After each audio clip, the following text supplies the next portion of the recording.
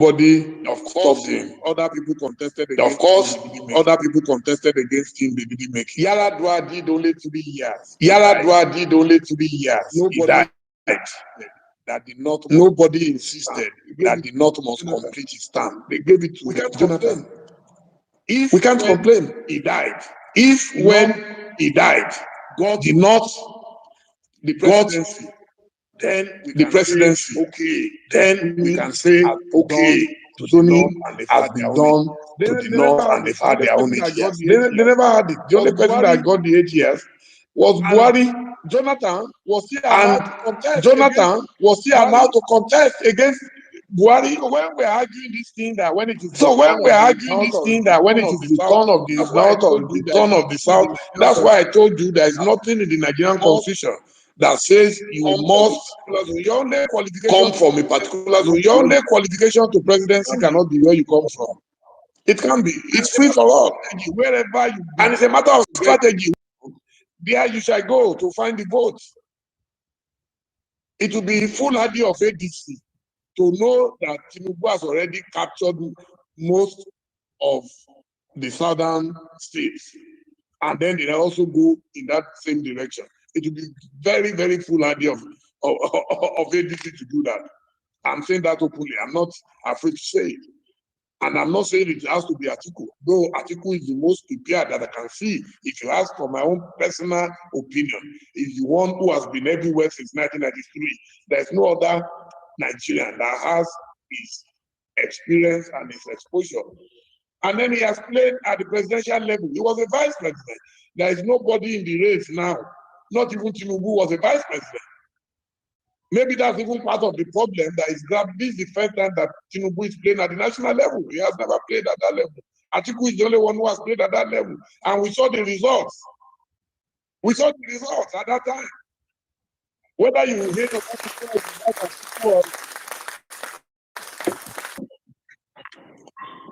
yes, so whether you like them or you hate them, they delivered. Atiku was in charge of the economy at the time, and they delivered. They tried their best. They may not be perfect or anything.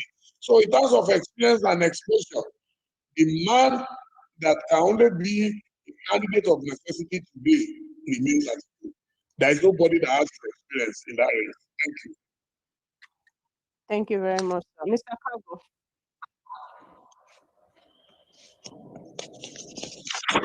Thank you, Ebro. Santos, good evening. My leader, Dele Momodu, the net lawyer, sir. Good evening, sir. How are you? Mine is a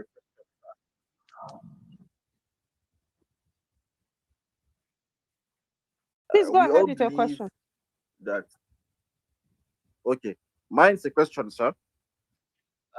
One of our biggest problem is the issue of rigging election. Because I want to talk about strictly on the topic, the mathematics for 2027. The opposition always get rigged out by the ruling governments. We have seen what APC did to us in 2019 and what they did to us in 2023. So my question to you now, sir, what do you think we should do differently, especially the youth, to protect our votes? Because we always won election, but always got rigged out. How do you think we should protect our votes? How do you think we should tackle the security? How do you think we should force INEC to run a free and fair election? Because this time around, it is what we are going to do. Whether INEC wants it or not, they must do a free and fair election. We'd like to hear from you more about it, sir. Thank you, sir. Thank you, sir. Let me repeat what I said earlier on. Nobody can guarantee a rigging free election. Not even in America. You can see that till tomorrow. Donald Trump is still saying he was rigged in 2020. He repeats it. In America, where you have the best technology to monitor election. The best anti-rigging device, I can tell you, are the people themselves. When the people vote massively and stand right there and say, nobody can take this. In fact, by the time you see the magnitude of the crowd and their determination, anybody except someone who is suicidal, he will not attempt to rig. That's why we do make sure that we have a team that is so rock solid, extremely popular, formidable, that if the government itself will know that if they attempt to rig, there will be a total breakdown of one another. That's the only way. A bully only respects a bully. They are going to bully us. There's no question about that. They're already bullying us. They are doing it. They are using all their resources to the opposition right now. That's why there's no big opposition party on ground right now. PDP, they made sure they broke it up into factions or whatever you want to call it. Labour Party, there is not one Labour right now. So that's why I'm begging my brother. You can see they've already blocked you in Labour. They blocked the article in PDP. So that's how we are in APC business now. So even my great man from Kano, Musa Kwankwaso, is NNPP, is also in ICU. They are blocking everywhere. Everywhere they are blocking. If possible, I think, I'm not sure that Tinubu even wants to risk an election with anybody, especially someone like that. They know each other very well. They've worked together in the past and all that. So, know each other very well. It is the reality of today that the only way we can block it is if we present formidable candidates who will not be easily rigged out of any election. You can see, go and check the results of 2019, of 2023. You will see that Atiku and Peter Obi, they are always in front of each other. Go and check it.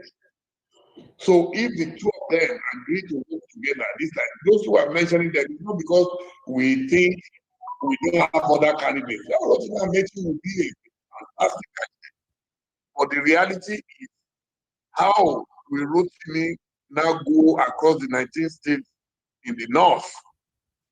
I understand that his posters are going everywhere. And all that. It's not just about the posters. You have to go from word to word. The only man who has that kind of network since the time of Yaradua, Major General Shehu Musa Yaradua, the only person is Atiku. You need that network. It's not something you can do in 1 year. You need that network like 20 years, 30 years ago. Thank you.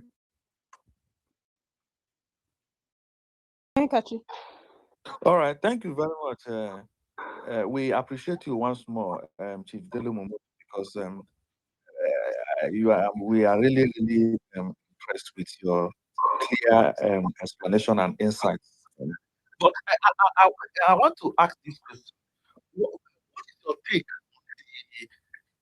on the Supreme Court judgment on the state of emergency that was declared? Are you not worried that this will set a precedent where, because we just noticed that the governor of eventually decamped to APC, claiming that he wasn't protected.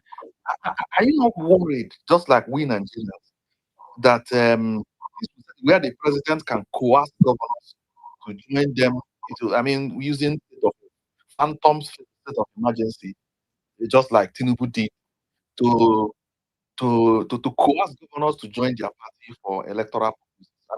Because what we see now is that Tinubu might metamorphose into a dictator, and we might see something like the case of Paul Biya in Cameroon, if care is not taken, or Museveni you worry of care is not taken.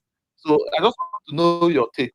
If the party and the opposition members are what they actually report on that. Thank you. Thank you, sir. I can tell you that there is no Nigerian except those who are benefiting from the madness who will not be worried about our state of affairs. The Supreme Court, well, I will not disparage them and I will not disrespect them. We will manage them. Let me put it that way. Not because I'm afraid of speaking up, but they are Nigerians, and there's a saying in Yoruba that human beings are the ones in the mask that we call masquerade. They are not ancestors from heaven, like they will want us to believe. So the Supreme Court judges or any judge for that matter in Nigeria is a Nigerian. And so we have our peculiarity. May God forgive all of us eventually, because what we are doing to our country is so atrocious that only God can forgive us. So when you have a nation where the executive is misbehaving, where the judiciary is rascally, where the legislature is, in fact, shameless. So what do? So that's why we resort to God. So why are you always calling God in Nigeria? It is the meaning of helplessness. When you are helpless and you are hopeless, the only place to run to is to God. So Tinubu,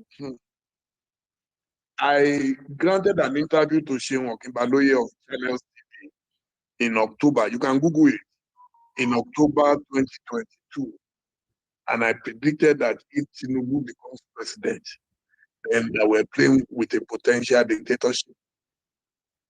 Again, my prediction came true. So I was abused, I was lambasted. Oh, it's your man, it's your this. I said, look, I place my country above friendship. It's easier for me. Tinubu actually taught me some of the things that I knew in politics because of the way he used to speak up against dictatorship, and he was always talking about progressive politics. And so that's why today, if he stands in front of me and he said, Dele, why are you criticizing me? I will tell you, but that's the same way you criticize Obasanjo. You were the only one. Was Obasanjo not the Yoruba man when you were criticizing? The Yoruba man. Now they are calling me a betrayer, and I'm part Yoruba. And I'm very proud of that part of me from growing up. My father came originally from Edo State. That's why I introduced myself as a child of diversity and a child of destiny. So I am very proud of what I am doing. And I know that when tomorrow comes, Nigerians will be very proud that in the midst of all this crisis, somebody could have benefited. You know the pain it takes for anybody to criticize government in Nigeria, especially when that government is supposed to be your own government. It's not easy. I'm just struggling with my life. And people say, oh, it's Atiku's money. Atiku, I'm saying it live. I don't want to do a couple. We left our campaign when? 2023. No. He won't have the kind of respect and love he displays, the affection displays for me today. If I was running to him to come beg for money, I'm not a beggar. I would make more money. I knew when walking away from Wike, I knew the kind of money I would have made from Wike. But I rejected Wike because he became, inconsolable. He became so rambunctious about power. I love when I'm able to tell my friends the truth. I supported Buhari in 2015. Within 2 months of getting to power, go and check it. I started writing my Kobo advice to Buhari. Go and read it. That was before he chose his cabinet, so nobody would say, oh, it's because they didn't give you appointment. He had not even appointed anybody. He sent for me from this Ghana. He sent for me. I went to see him in Nassau. He said, what has he done? I said, he said, what you have not done, sir. One-on-one, before first starting his office, only God has witnessed. And I told him a piece of my mind. I didn't go there to go and be begging for appointment. So me, I'm 65 plus already. By the grace of God, my next birthday, I'm 66. So what is it I'm looking for that I cannot tell my friend the truth? Tinubu tomorrow, we know that it's only his friends who told you. All the people shouting on your mountain which I stand today, you will not find them anywhere. Thank you. Dos, are you there? Okay. Amadu, Adamu, go ahead. Adamu. Okay, thank you very much. So, Uncle Dele, so I have this question for you, right? So as we all know that the government of today has failed to secure the people. We had kidnappings of school children in Kebbi State and Niger State. A lot of people will ask the question, what would the opposition do differently? So for me, my question is, what will it take for you guys in the opposition, our leaders who are looking up to visit Kebbi State or Niger State, since this government have failed to do it? Don't you think it will make a difference and show the people that yes, you guys are more serious? If you, let's say, imagine all the opposition leaders going to visit Kebbi State to commiserate with them, visiting Niger State, just for the optics. And you don't think to make the people believe more that when these people get in, you're going to do something different from the APC. Thank you very much. And remember Thank also you. that people did not visit the Benue victim at the citing Yeah. bad road. Yeah, so that is Thank you. Yeah, thank you so much. I don't think it is the job of opposition to be going from place to place when they are even just trying to organize themselves. Do you know what it takes to move from point A to point B? The resources required. They are trying, even speaking up, writing every day and telling government what to do. They are not just criticizing. And I must drop my hat to Bolaji Abdullahi. He's doing a fantastic job as the spokesperson of ADC. Every day, I don't know how he manages to do it. He is responding to them and even offering useful tips and advice to the government. Because it's not enough just criticizing, it's very easy to criticize. But you must be able to tell the government what you would have done if you are the one in power. Trust me, it is not easy to mobilize people. And look at what Tinubu has done again. I don't know if you followed my interview in recent time about this draw of security from VIPs and all that. Only a foolish man will be going around the country today without protection. The government people will protect their own people, but they are not ready to protect opposition. It's part of their strategy so that we will not be able to campaign. And people said, no, I'm talking rubbish. Look, somebody said it earlier on. I always have information. That's the job of a journalist. I have good information. Part of their strategy now is to make it difficult and impossible for us to move around the country. How can you have banditry and everything? And that is the time you say, if you don't have enough police, employ more. We have so many jobless graduates today who will be too happy to fill in the gap. And then VIPs are not protected free of charge. They pay. So let government get them to fund the recruitment of more police, the army, and whatever you want to call it. Because we're in a state of war in Nigeria. And President Tinubu should not put the lives of the opposition leaders in danger just for him to be able to win election. It's unfair. Because if some people did not give him a chance in life, he will not be where he is today. So I'm always pleading with him that don't do this thing because power is transferred and tomorrow will come. Whether we like it or not, tomorrow will come and we will all be remembered for what we did or did not do right. Thank you. Thank you, sir. King David. Okay, thank you, Madam Havre. Thank you so much, Shift. I really want to appreciate you. People like us will be following you up for only God know how long, right from the days in Ghana, because my school days in Ghana and the few years I spent there, I follow you closely, even when you are more or less like the stylist of the then president, John Dramani Mahama, before from vice president to become president. That's why some of us we laugh at those when you said you helped to package someone like Governor Weke. When some people were saying you were just saying it, people like us we were just laughing because you've done it internationally, and we know that Weke is more or less like a less that you have even done job for that you have helped to package. So I really love my heart for you, sir. Now to my question, I know you've spoke a lot about this. You've spoke about some of the hindrances in the ADC. So I want to ask, will you consider that to be a mistake for the leaders of the ADC that they've done for not coming out at the maybe the get-go to state if they are doing primary or where they are zoning their tickets to? That's just my question. Thank you, sir.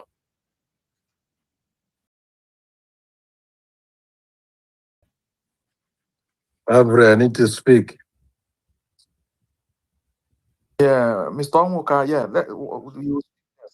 Okay, Thank, after yeah. thank After you. Thank you so much for your kind words, for your generous words about my little contributions here and there, especially in Ghana. We try our best. On the issue of zoning, I've addressed it earlier on. I don't know if you had joined us by then. There is nothing called zoning in the Constitution of Nigeria. It's not compulsory. The party may decide that they want to zone for whatever reason, but the strategy is about number. For you to win an election, do you have enough supporters who will vote for you? So that is that. Then how come they did not zone from the beginning or they did not agree on? It's a new party, it's relatively new, and they have to open offices in every part of Nigeria. That's not easy, and they've been doing it. The other day I was in Chada, for the birthday of our great leader, Alhaji Atiku Abubakar. The following day, he was on his way to Jalingo. At his age, it's not easy. He's moving around. God has just given him, I don't know where he got his strength from. He's been moving around, making sure that things are done properly. All our leaders in the secretariat, they are Ogbeni, I visited him at home in Lagos the other day, and I know the work he's doing. It's a lot of work in a place, a very hostile community, where for some people it's a matter of, you know, it's a matter of winner takes all. So we continue to do our best and just hope that our leaders, latest January, February, they can come up with credible candidates that can take on the APC behemoth. If we don't do that, then we just be wasting everybody's time, and that would be unfortunate. But I know they are very determined to do something. For anybody saying, okay, I want to do it, that person will be like an independent candidate. Not even Ross Perot was able to achieve that in America. It's going to be difficult for any individual to dislodge Tinubu. So we need that concerted effort, and I pray that God will make it happen. Thank you. All right, Mr. Onwuka, please go ahead. Mr. Onwuka. That's me. Hello, good evening. Miss Avre, good evening. How are you guys? We can hear you. Greet you, sir. Okay. Well done. Thank you for having me. Uncle Dele, thank you so much. I love my heart for you. I've been listening to you all this while. Gentlemen, in fact, I am so glad because we have patriotic Nigerians who are abroad and still desire to have a working Nigeria. To be honest, I had the speaker before the last one that asked a question about zoning, or why the leaders did not discuss zoning before the new party was formed. The truth of the matter is that this time around, it is not about zoning or no zoning. It's about winning the election.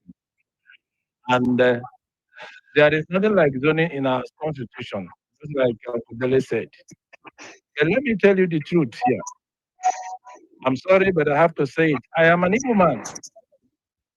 This very election is so crucial that we are not talking about individuals here. There is no perfect human being. If we want to win this election, the democracy is a game of number, and the number is in the north. You must not like Atiku Abubakar. You must not hate him. You must not equally like P2P, and you must also not hate him. But what we need to do is to win this election. How do we win the election? One, you can't use somebody from the same zone to displace somebody from the same zone. You need somebody from the opposite zone to displace the other side. So in this case, when you go into the registry of INEC, you will see the population of the INEC that can remove Tinubu from office comes from the north. What you actually need to do is to get somebody that can balance the ticket from the south. Again, there is something you guys need to understand, because a lot of us are outside in the diaspora. The election and the news that we get from social media are being fed by some people in diaspora who love their own candidate, either by emotion, sentiment, tribal, religious, or whatever. That does not truly represent the real thing that is here on ground. Take, for example, the election that happened in Anambra State. Obi found it difficult to win his own polling booth. So that is one instance. But as well-experienced politician, there was also an election in Adamawa State. Atiku Abubakar refused to field a candidate because he knows that ADC party is still in the formation stage. This is experience. Now, the person we want to deal with, or the person we have a fight with, is a well-known maverick in political activities. That is Tinubu. If you want to talk about war, Tinubu knows about war. You talk about peace, he knows about peace. Anything about politics, he understands it better than every other person. And now he's in power. So it's not good to just go there and start telling him stories because I like you, I'm on social media, I am liked, I am the best, I am sent. There is no elite in Nigeria today that is a saint. Take it from me. There is no one who has risen up to governorship position that is a saint in Nigeria. I'm not talking about blackmail because you like somebody or you don't like him, you don't like his tribe, you don't like his religion, you don't like where he's from, you don't like whatever, that you can blackmail the person. But that does not mean that what you're saying is right. Having said this, as an Igbo man, I had my dear brother that asked a question before. Why they did not talk about the zoning before formation of ADC? No. You may have your own candidate, but that your candidate is not the only credible candidate from the Igbo extraction of Nigeria. All we need is if ADC can present a candidate from the north, which is the opposite side, and get someone from the south, whether it's south-south, whether it's southeast, preferably from the southeast, because the people have so much emotion on how they've been subjected so much badly today. So it must not be a particular person. All we need to do is to get somebody who can at least summon courage to give us up to 30% vote from the area, and then we are home and dry. But this idea of particularizing everything that it must be this person, politics is not like that. So what I'm trying to say here is that we all need to come together, bring the leaders together, unify the party, and then we will make it. Because if you come to Nigeria, APC is not on ground. They have lost it completely. But we cannot continue to go against one leader or the other because we love this person or the other person. We need to look at democracy. Democracy is the only process that can throw up an idiot to be your president. You have no choice because it's a game of numbers. So I beg all of us to also go back home, the guys from the Igbo extraction. If you want an Igbo man to get in there, do your homework very well. It is very clear now that the Northerners have presented Atiku Abubakar as their own representative. All the Igbos need to do now is to go home and search for somebody that can represent them. If it's the people from the South, should present somebody that can represent them. Now, all we need to lock the North is 65% or 60%. And I can assure you that Atiku Abubakar can deliver that. We also need somebody who can deliver not less than 30% from the Southeast, minimum. And we're home and dry. No matter what Mr. Tinubu is doing or Mr. President is doing right now, that does not mean that the people are with him. There are other candidates from the Southeast, like somebody like Senator Austin Akubundu. For instance, he was the former Minister of Defense State during Jonathan. He was former National Organizing Secretary of PDP, former Vice Chairman Southeast, and he is current senator representing Abia State Central. These are candidates. We have Governor-elect Soti. These are candidates. We have Enyi Naya Baribe, a senator that represented the Igbo people very well. These are candidates. So it must not be one particular person that you like him because he's popular in social media, but on ground he can't deliver the vote that we need.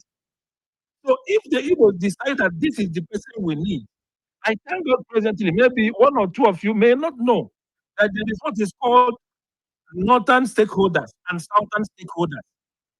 These able men have been working tirelessly to bring these two regions together. But some of us are not privy to this information. And when you see some young men and women come up on air and start mentioning names, talking about a particular person like he's God. No, no man is God. And if you hear some of them condemn the opposite side, they talk like they have a saint somewhere. No, I don't know of any saint in Nigeria that is a politician. None. They're all the same.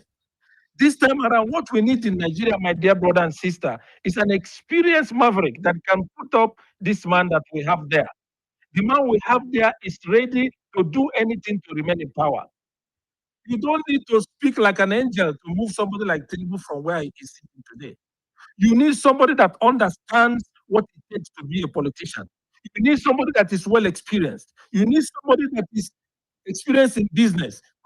You cannot manage Nigeria if you cannot manage your own business. Atiku Abubakar has been blessed. For many years now, he has been out of office. He was only effectively vice president for 4 years. The next 4 years, he was just there as a lame dog. Obasanjo tried everything to make sure that the man was no longer active.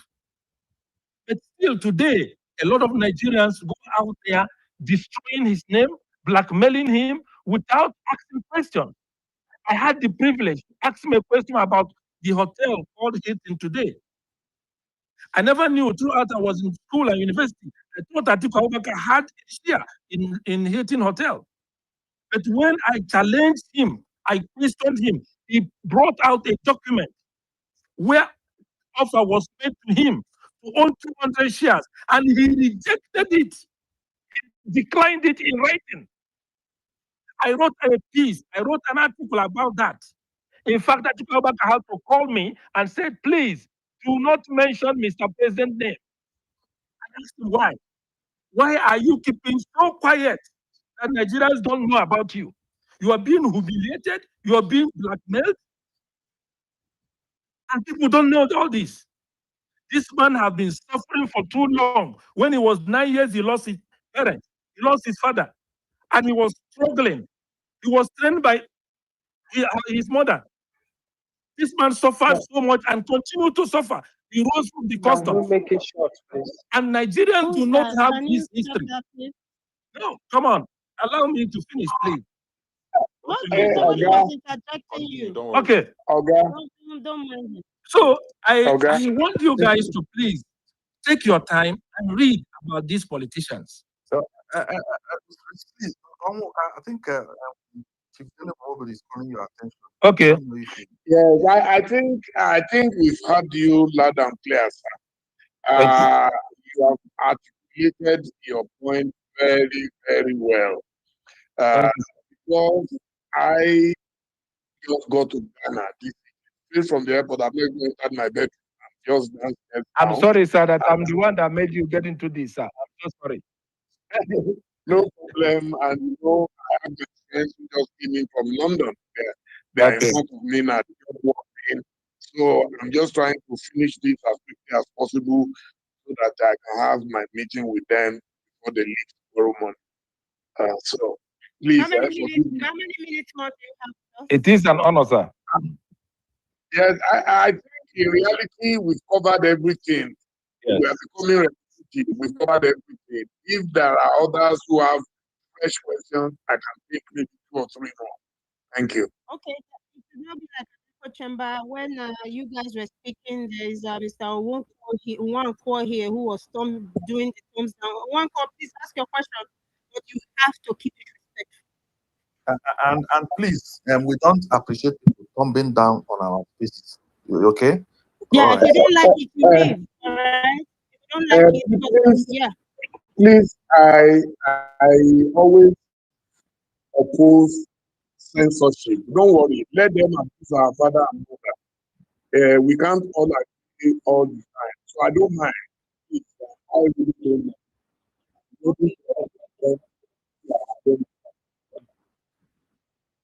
Okay, Mr. Nwankwo, go ahead and ask your question quickly.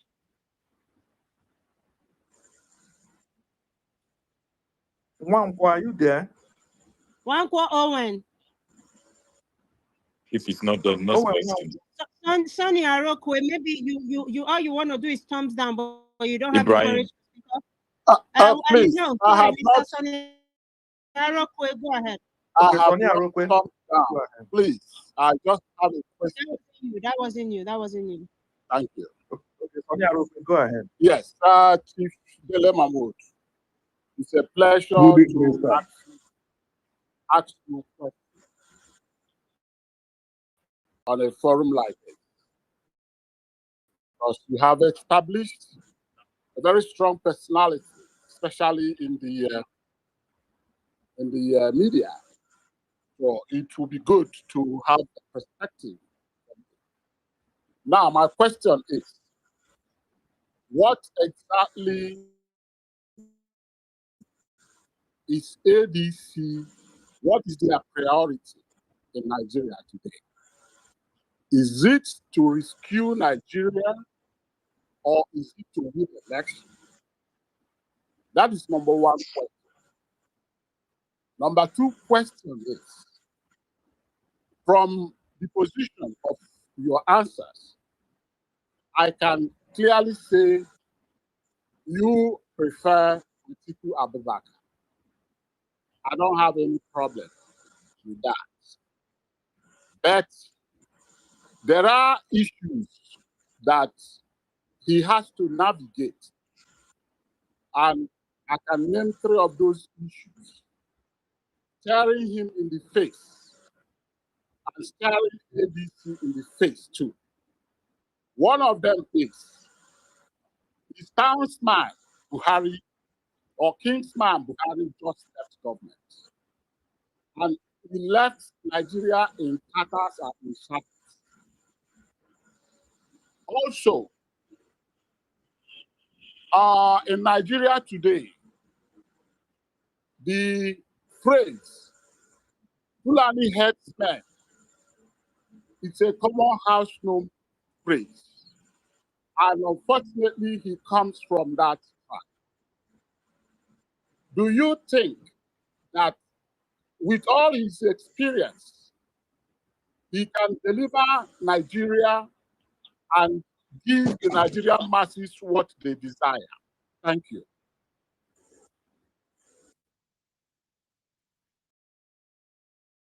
If you need to unmute, sir, in case you are answering, we can hear you. I know. Well, it's such a fantastic question. They were questions. I'll start from the rear about the Fulani man and all that. Anybody who knows Atiku will know that. In fact, one of the things that worked against him in the past was that he's too cosmopolitan. I hope you are hearing me. He's too cosmopolitan. When he was in National Rock from 1999 to 2007, his office was rated as the best organized in the villa. He recruited the best minds. One of them is my friend that I mentioned earlier on, who passed on a few years ago, Unukaba Adinoyojo, who was actually an Obasanjo boy for years, but got closer to Atiku Abubakar because Atiku found his talent very useful. We had Chris Mama, who used to be with the Punch newspapers.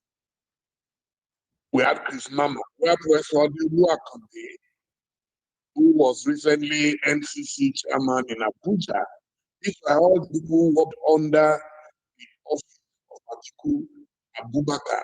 Atiku never discriminated against anyone, and it's always been very, very cosmopolitan. You can go and look at his university in Adamawa, the American University, and see the quality. He's a man of quality. He is a man of quality, and we are very proud to have such a man around, and a man who has ever given up on his dreams. It should be an encouragement to younger Nigerians who think it can be done now. That's why I said, if God wants, maybe he will become Abraham Lincoln of Nigeria, a man who never gave up on his dream and realized his dreams eventually. He's not a desperate man. If he was desperate, he would have picked Wike as his vice at that time. He refused. He said, no, the quality that he wants, that Wike does not recognize, does not represent that quality. And that's why Wike has not been able to get over it and has refused to forgive him. Any other person would do great things to be president. So I admire such a man, and I hope that Nigerians will give him a chance in the near future. Thank you, sir. Okay, thank you. Okmani. Oh, sorry, madam. Sorry. I'm just Okay. looking at my justice. I don't want to shortchange my brother. You asked questions about what ADC wants to do. The first thing ADC wants to do is to rescue Nigeria from dictatorship, from a one-party state. That one is very, very urgent. Because if you do not provide a formidable opposition, we're going to end up with that. And the whole of Nigeria will become what Lagos has become, being in the hands of one man for 26 years. The other is to reset Nigeria. We must give opportunities to every Nigerian, not that the word of one man will be law. That's it. Then you said you can see that Atiku is my candidate. Yeah, he's my candidate not because I just want him. No, I'm not desperate to have anybody. I've said it that we're talking about mathematics and the permutations of 2027, and that the opposition must come from the opposite direction. You can't come from the same area as Tinubu and expect to dislodge him.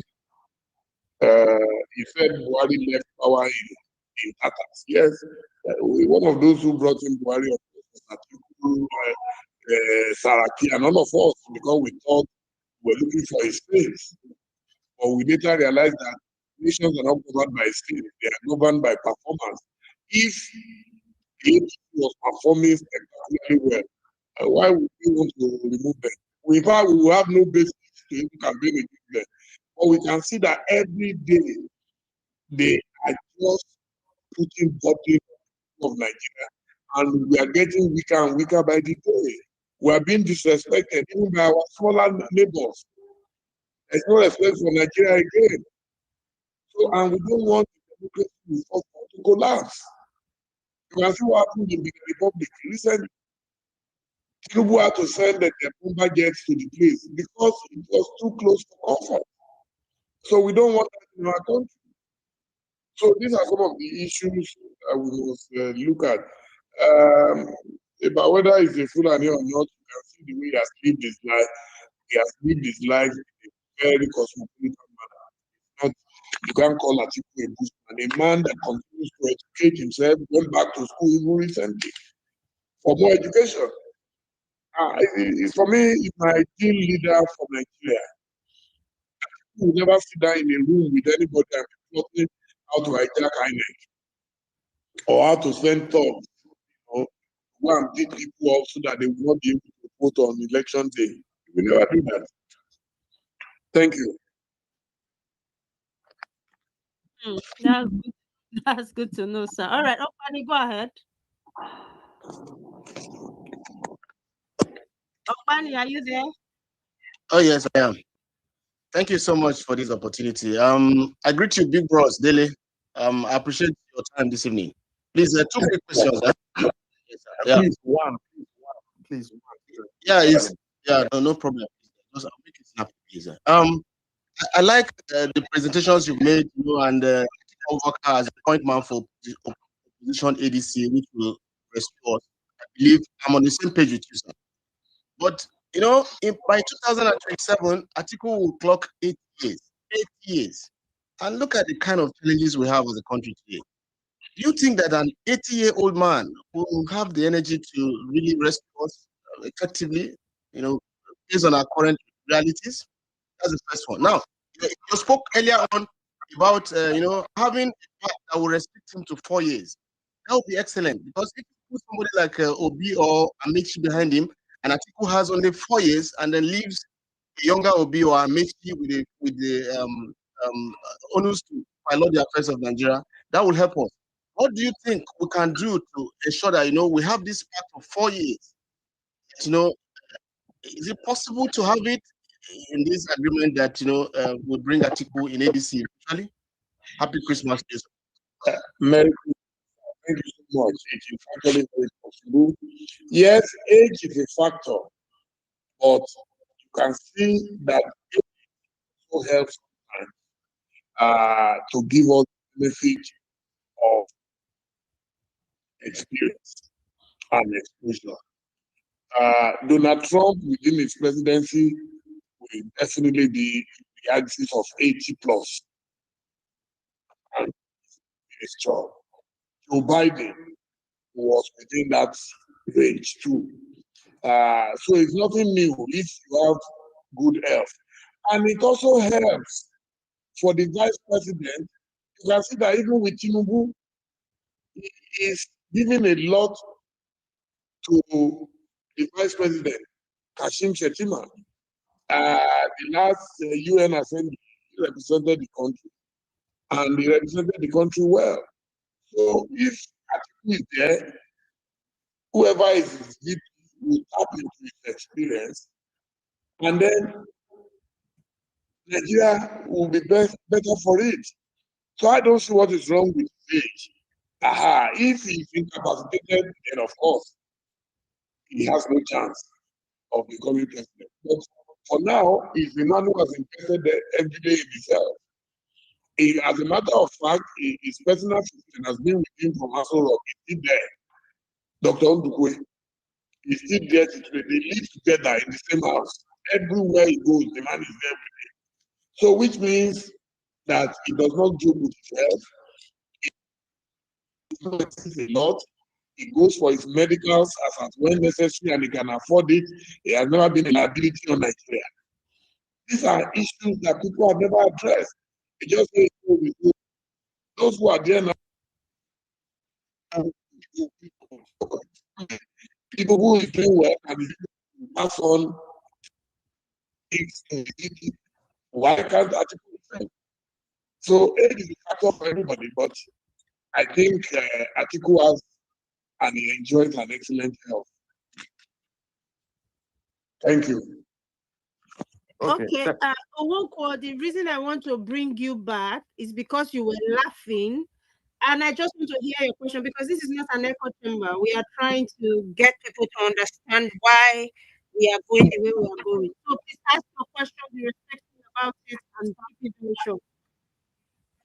Madam, Yeah, good evening, sir. hey, good evening, sir. Just a minute. I hope this can be the last question.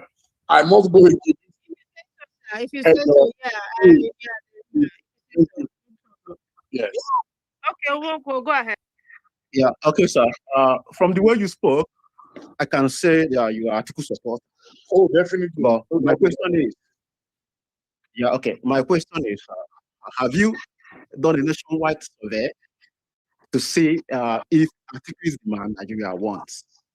Have you done that recently? Okay. That's my question. Thank you. There is no better survey than the most recent election. The man's trajectory is open to everyone to see. In the last election, with all the noise we made about rigging and not rigging, he still came second. That's why I said rigging or no rigging, because I cannot confirm how the results turned out, but he still came second. And he has worked effectively with Peter Obi. He brought Peter Obi to national prominence by appointing him his running mate. We must have that sense of gratitude to our benefactors, and they respect themselves. They work so closely together till today. Obi has the highest respect for Atiku.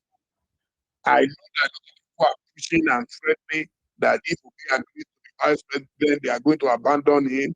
Well, everybody is free to make their choices. I have made my own choice, and my choice is not just about because I want Atiku to be president, but because I know he is the one who is ready. Just like Donald Trump was ready, just like Joe Biden was ready, Atiku is very ready. I hope I can be excused. I'm prepared to come back here from time to time if I'm needed. I've really enjoyed myself and I love the decorum that we have all displayed on this platform. God bless you. God bless the Federal Republic of Nigeria. Oh, thank you so much. See, I will definitely have you back, like as soon as possible. You just let us No know. problem. I All right, promise you, no problem. all right. Thank you. The way Have the a way good he night. takes it, he takes it Average, I have a very good question, Honorable. he will come back later. He's a Kwankwaso supporter, Steve. It's a call for support. It doesn't matter. Kwakwaso is my friend. He's my very good brother. Glory, quickly ask the question. Please, Glory man, ask him so that he will go. Sharp. If he's not here, we can actually ask one from my side. Sir, can I go ahead? Go ahead. Yeah, go ahead. Thank you very much, sir, for having me here and giving me an opportunity to speak. I know Yeah. a very good relationship between you and engineer Dr. Rabi Musa from Kosovo, a very long Oh, time. yeah. Yes, and from the opposition, I am a scholar of Kosia and I do support engineer Rabi Musa for a very long time. But sir, coming to 2027 general election, we know what happened in 2023. Apart from you, are you doing something different to make sure that the opposition are coming together? Because day by day we are seeing AP people going to APC.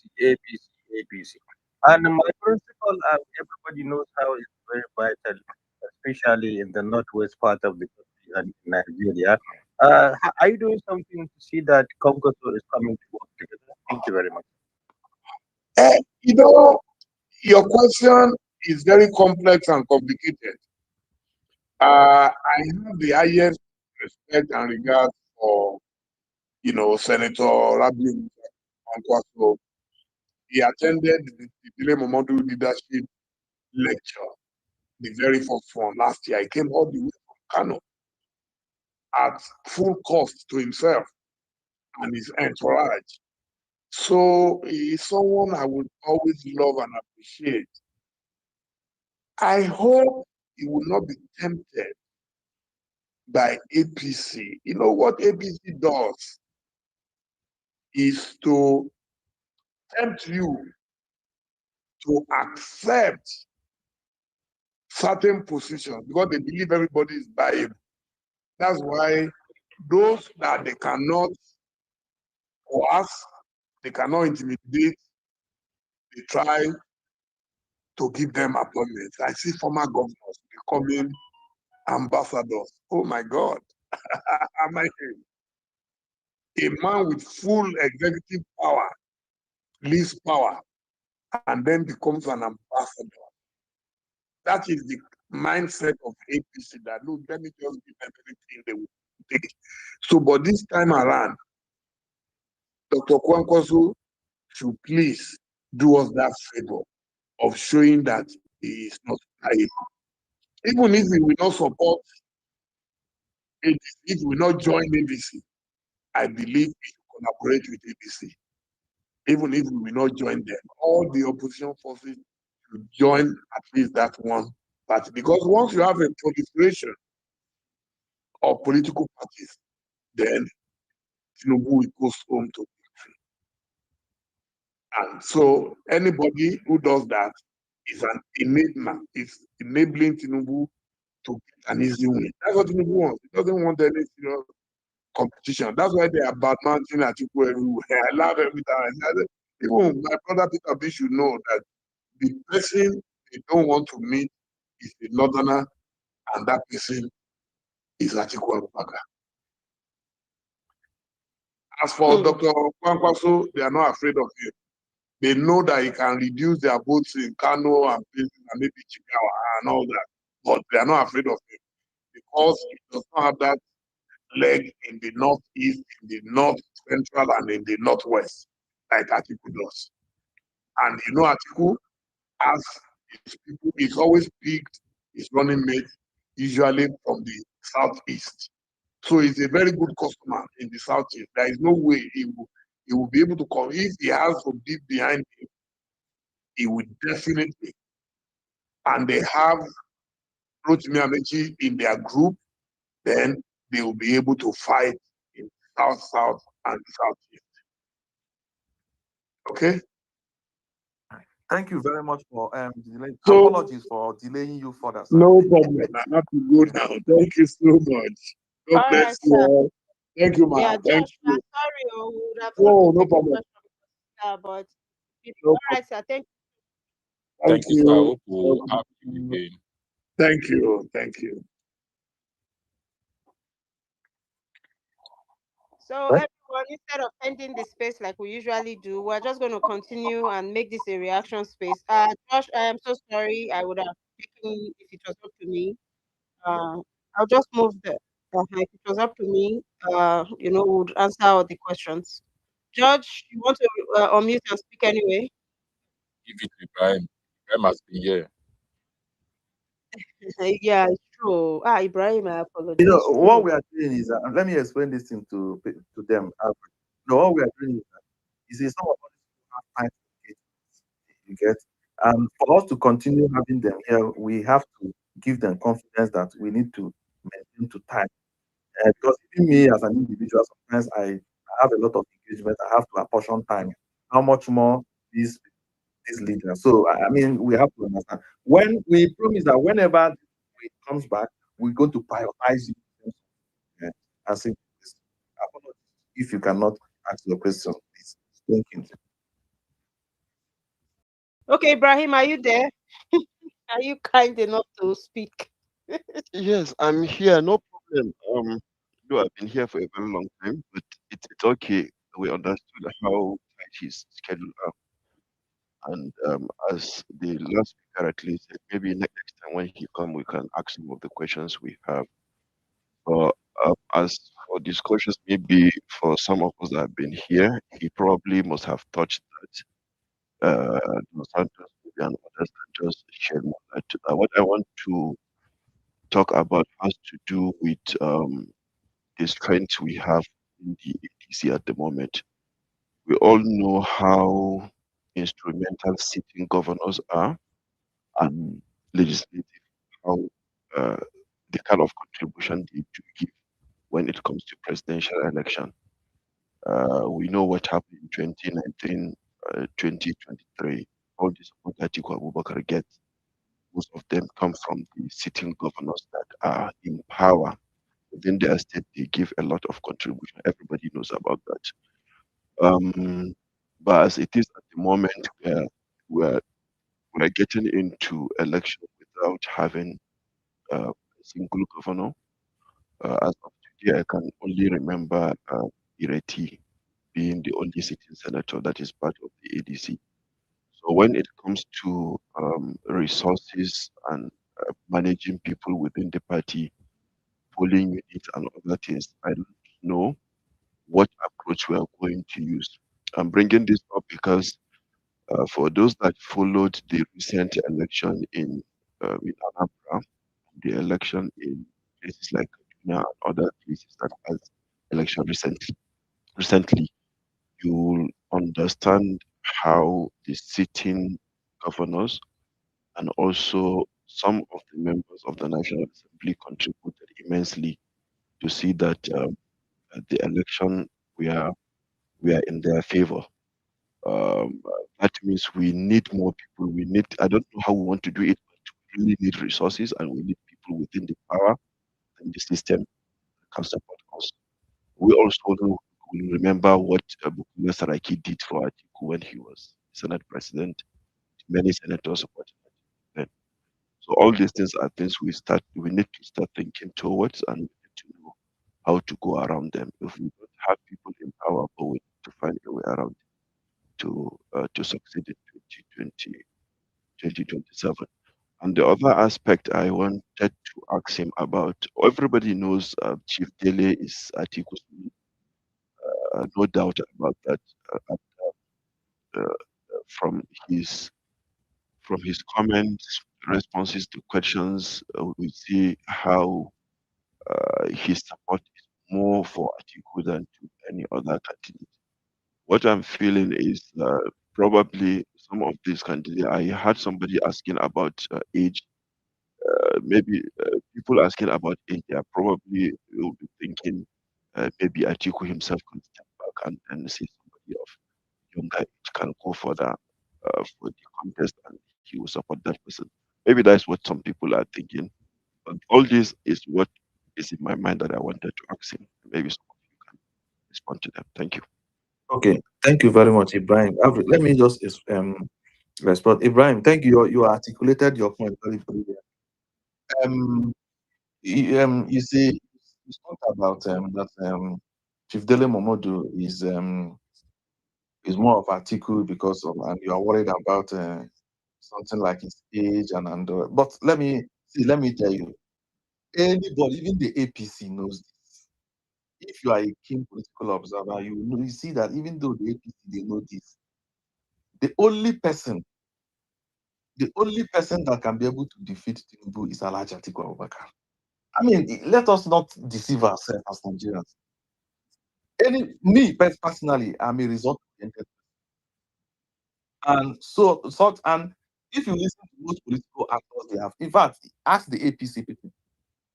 That's why I say sometimes we need to go and have discussions. I mean, it's not particularly to the good style. I mean, have discussion, get the opinion of some of the people that are in the opposite camp with you, so that you get their perspective. When you get their perspective, you can be able to understand the realities and what they are thinking. You get Dele Momodu have said it. Chief Dele Momodu have said it. Who is yeah, Chief Dele Momodu have said this. It will be foolhardy for you to now pitch your hope in giving somebody a ticket from a particular. In fact, let me tell you, there are things that guide votes in Nigeria. If you pitch your hope with somebody that cannot be able to guarantee you 2 regions with the majority of the vote, then you are only planning to fail. You are only trying to. It's just like when the devil asked Jesus Christ to jump down from the mountain that the angels are going to save him. You are building castles in the air. So it is sensible that Alhaji Atiku Abubakar is the candidate because he's the most popular candidate in the north. Let's not deceive ourselves. And if you look at it, Ibrahim, you are from the north. The 2023 election will be a little bit different from this one in the sense that those people that are from the CPC block of APC plus the block vote the votes that Atiku got in the last election from the north, which majority of them come from the north, and plus people that sat behind and did not come to vote because they had no dog in the fight.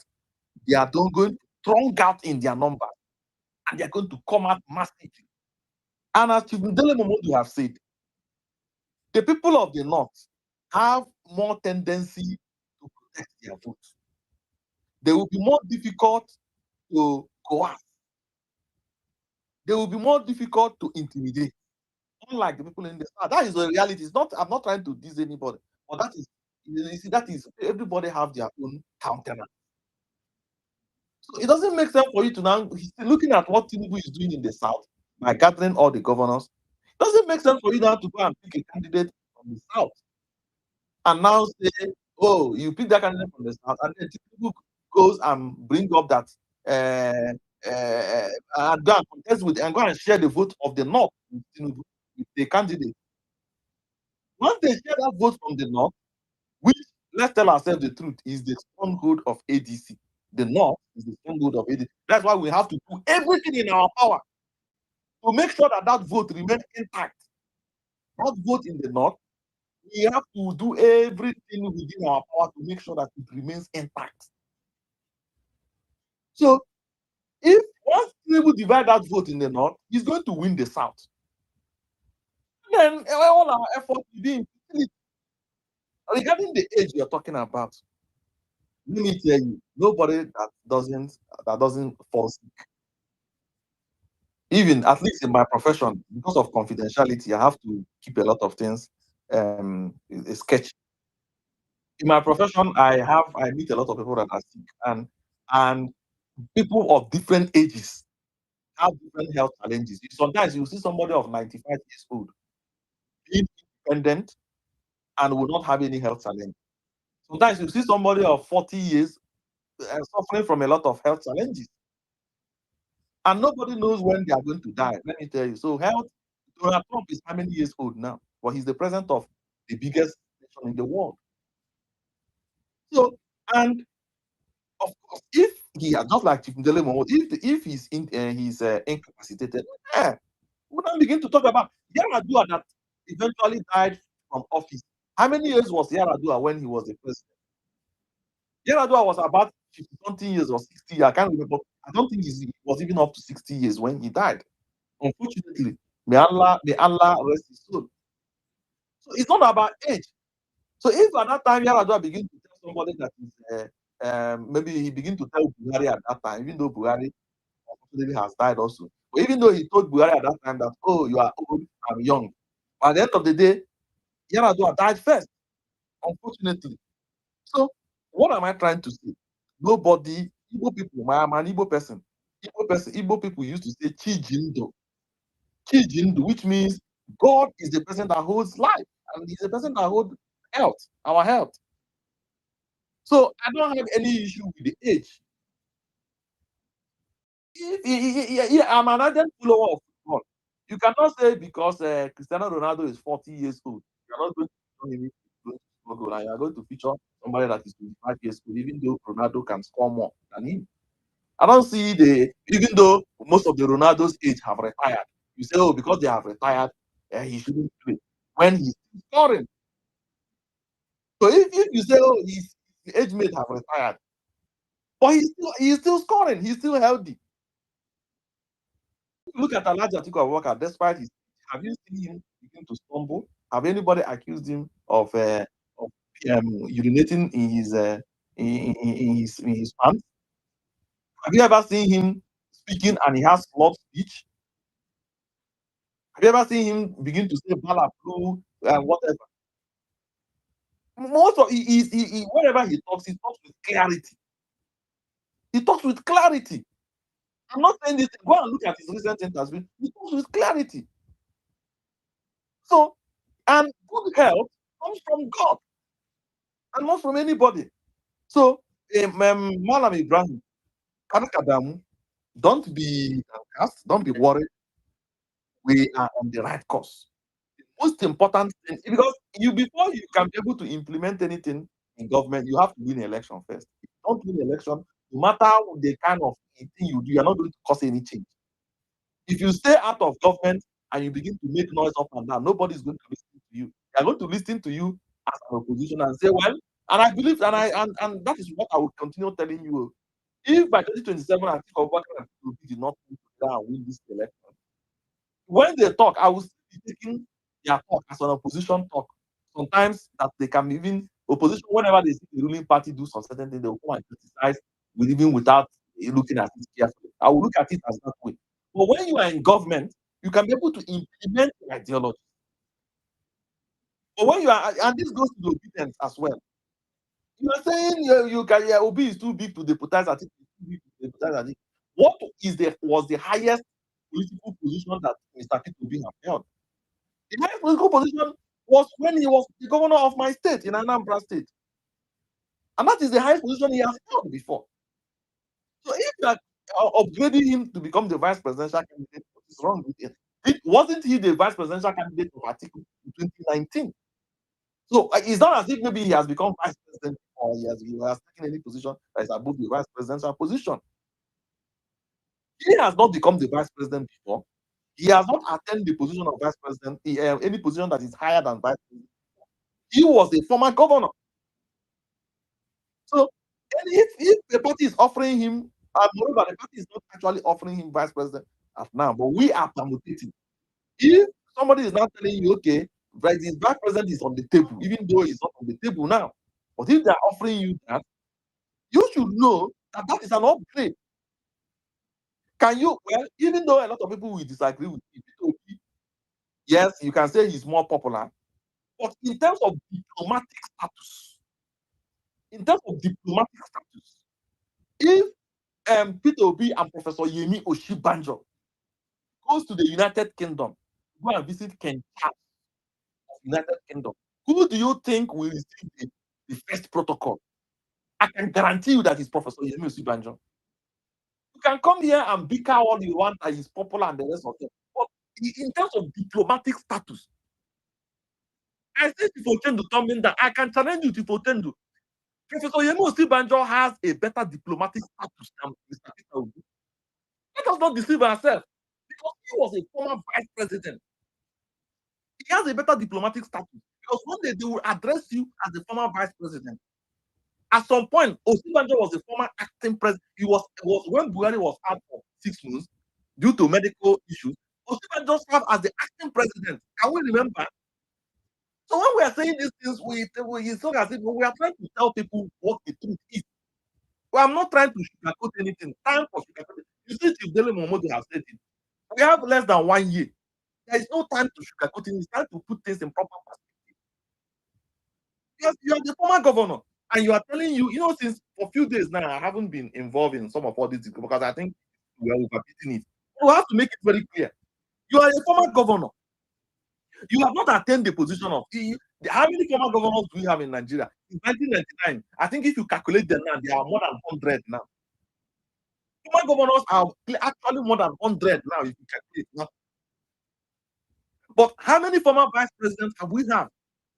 And we're even telling you that this is a path for you to become the president. Because if you are chosen to power, you can be able to access presidency.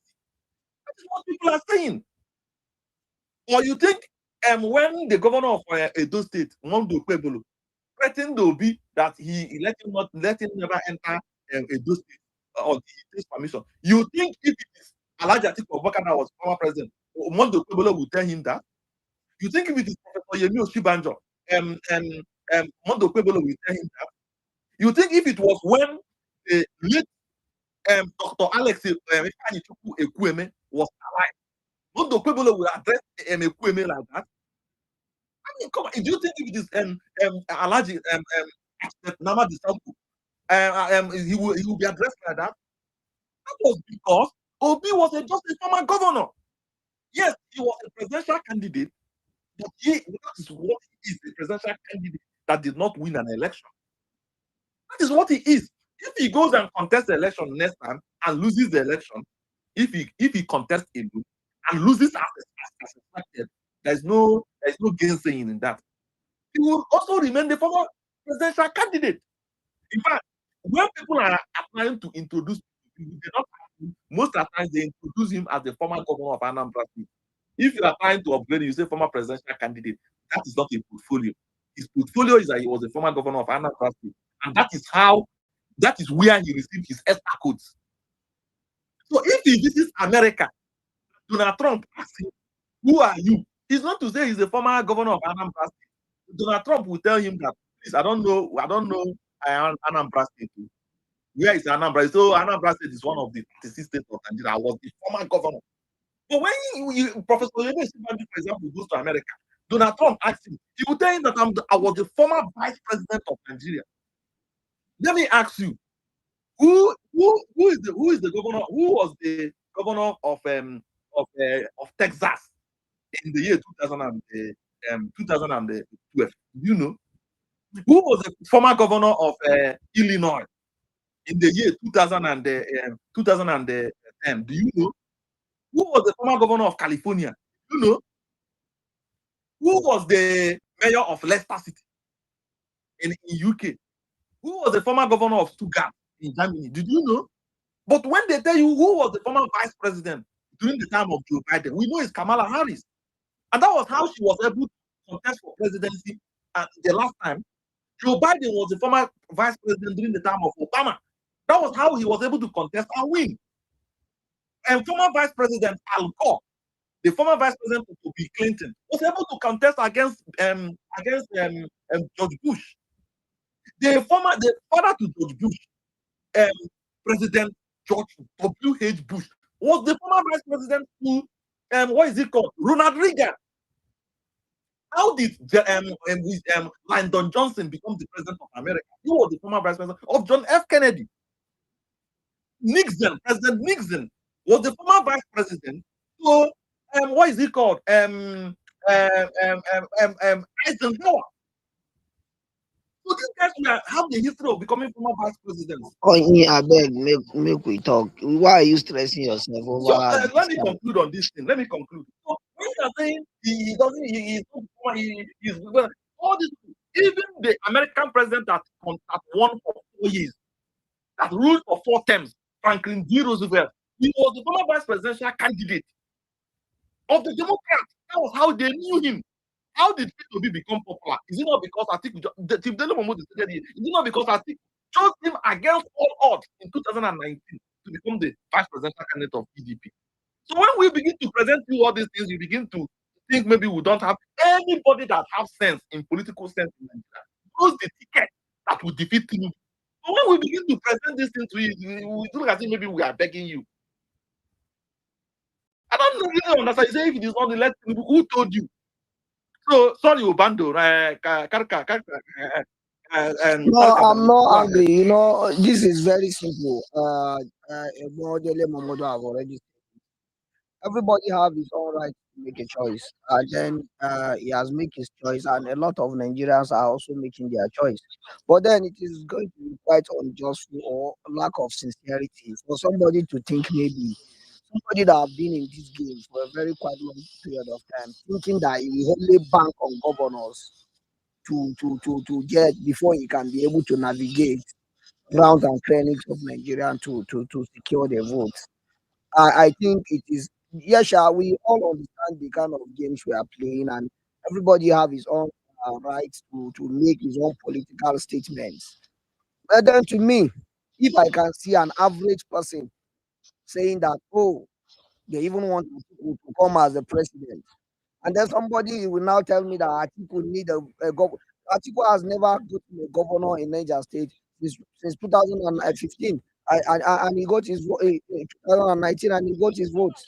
2023, the same thing applies. Even if it doesn't win, Niger State have never been won by PDP in a presidential election since 2003 when Buhari started being on the ballot.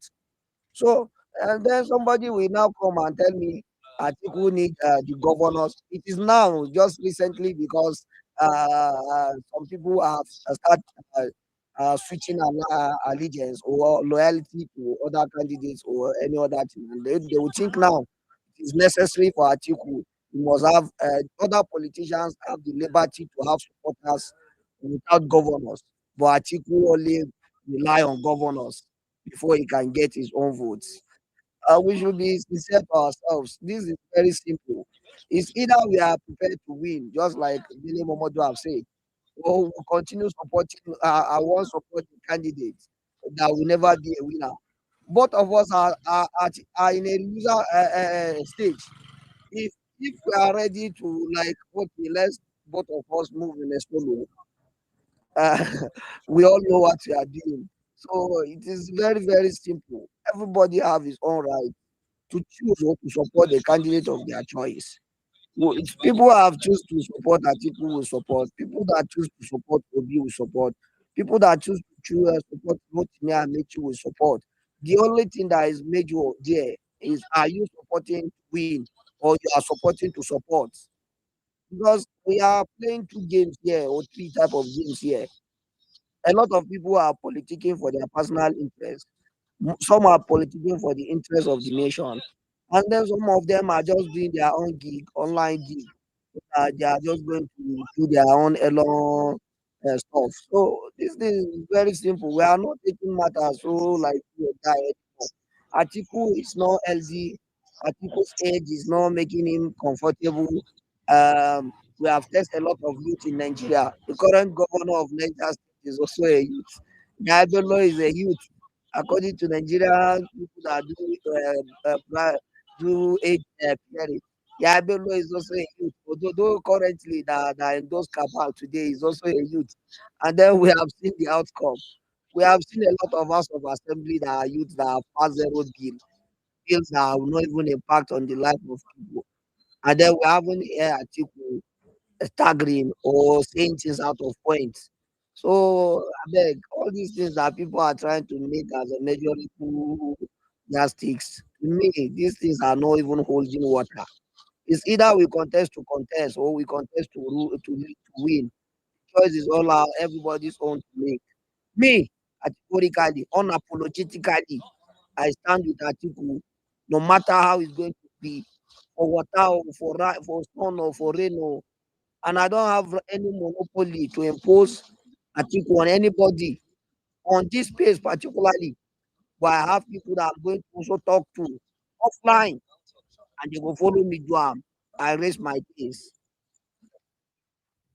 Banduma, I'm waiting. waiting. Can I talk? All right, no, Anna. Sorry, Oyekachi. Ibrahim, are you the one talking? Ibrahim. Yes, No, I'm the no, one no. talking. Thank you very much for addressing that question regarding the age of. And I believe most of the things you have said, those that are having issues about his age have understood what you meant. Maybe it's left to them to decide to become somebody with more experience to be able to take Tinubu out of government. The earlier we accept that, uh, I think Ubanduma is trying to speak to. I would love you to Ibrahim, we address can't that hear you. Your aspect. network is a little bit sketchy. Yes, can you hear me now? Okay, we can Are hear you you. able We to can hear hear me you. now? We can hear you. Okay. Yes, I was yes, saying yes. the other part of my comment earlier that has to do with having more people, maybe in leadership, in government at the moment, having them in our party sometimes it supports when it comes to election. Uh, I I recall making reference to the contribution of Senator Bukola Saraki when he was Senate President, contesting for president in 2019, in support of the likes of Udoma, um, of Akwa Ibom and other governors and PDP that supported Atiku. All that, we cannot undermine it, even though I heard what Ubandoma is saying. But for me personally, I understand the kind of contribution they have given, and nobody can undermine that. For those that participated in politics at the grassroots, you will know what we are talking about. Earlier, we had an election in Kaduna State. State Assembly were replaced, and we saw how the ruling party navigate around and make their way out of it and get the seats in their own favor, only because they do one or two things with the people within the system. And if we are just saying that we are going into election in 2027 and we don't care whether we have anybody or we don't have anybody, we cannot go into an election blindly. If we don't have anybody, we must. It is a must for us to find a mechanism to play around them. Because if we fold our arms and think because we are just many and we want to defeat them, it's not going to be possible. It's not like that. Those in the grassroots politics understand what I'm saying. Thank you. All right, thank you very much, Ibrahim Nagodi. Daddy B, go ahead. Sorry for Daddy B, are you there? Yeah, yes, I'm here. I'm here. Sorry for carry on. No worries. Just the way you see, we've all heard Chief Dele Momodu. He had told us that somebody who is also part of the inner stakeholders of the coalition. But I think, fine, most of the things he said are from his own personal opinion. He's not speaking 100% for the party. But at least for what he said, it made a lot of sense. There are some people that they will never see reason in most of the things they talk about. And then just the way me I used to say, from the information I know, the opposition numbers in 2027 is not going to be divided. It's either ADC and APC. There is nothing, nobody is dividing anything, whether somebody join or did not join.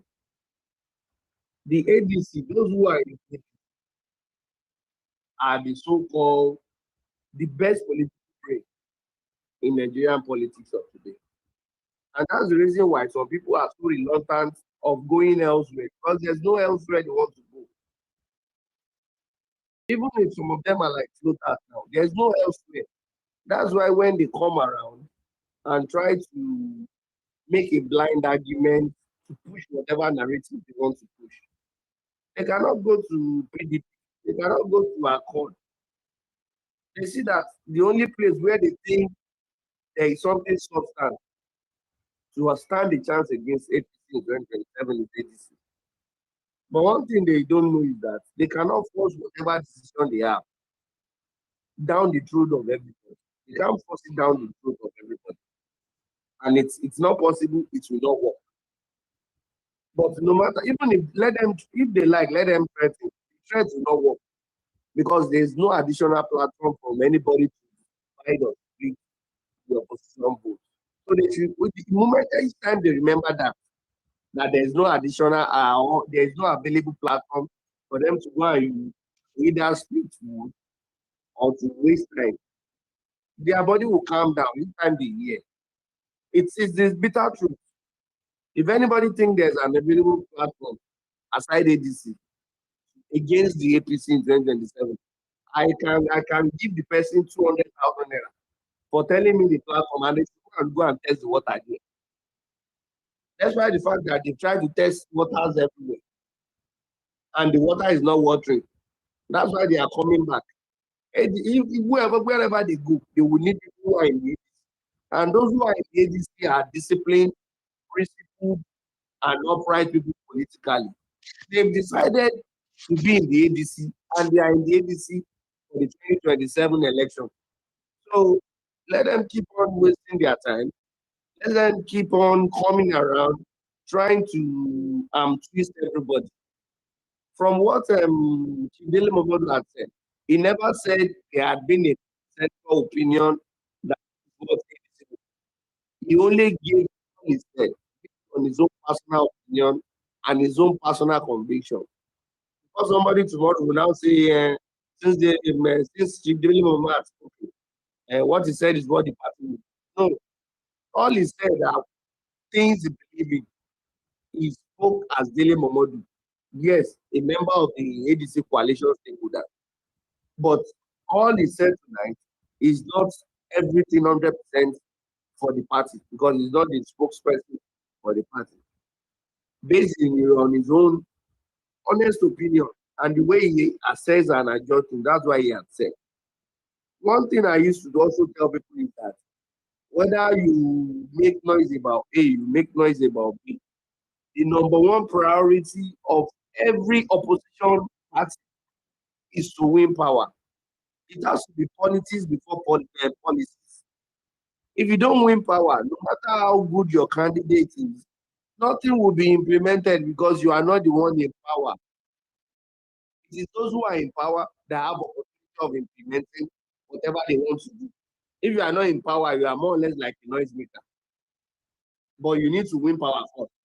So anybody that is saying that they are not interested in winning power, they are lying to themselves, unless they want to be social media influencers. If they don't want to be social media influencers, the number one priority is to win power. And sometimes when I hear people talking about zoning, is it good for a Buhari to abuse it? Yes, and now Tinubu is there for another. That doesn't make sense because you can only share what you have. If you are in power, you can say, okay, let's rotate it. When somebody do 2 terms, another person will come with 2 terms.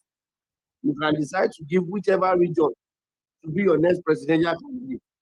Even when they don't announce openly that they have zoned the ticket, the political gladiators in every political party knows how to make sure whoever they want to win or whichever region they want the ticket to go, they know how to play the game. And it will go there. It's not when they announce.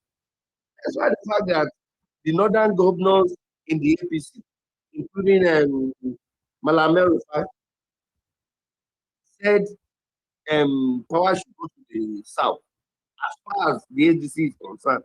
Because they, as a party, they just have somebody who is from the north, who is finishing 8 years. So they wanted to push it to the south. They only said that, but the party constitution does not state that. And the Nigerian constitution too did not state that. In that same primary, when El Rufai said power should go to the south, there were northerners who contested. There were people from south, people from southeast, people from every region contested. People from every region contested that election before Tinubu emerged. Please round up. So all I'm trying to say in essence is that let's relax our mind. Let's sieve out the distractors. Some people will come and say a lot of things. Don't let us be afraid.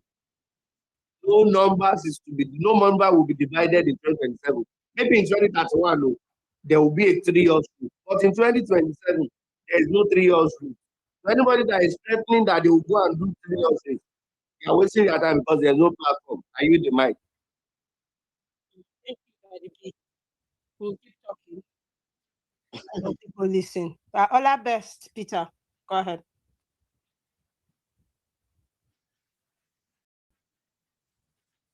All right. Good evening. Hey, Mr. Oyekachi, Dr. Oyekachi was talking about how VP have become president in US. So I want to ask one question: how many VP in Nigeria have become president? Anyway, you answer that question later.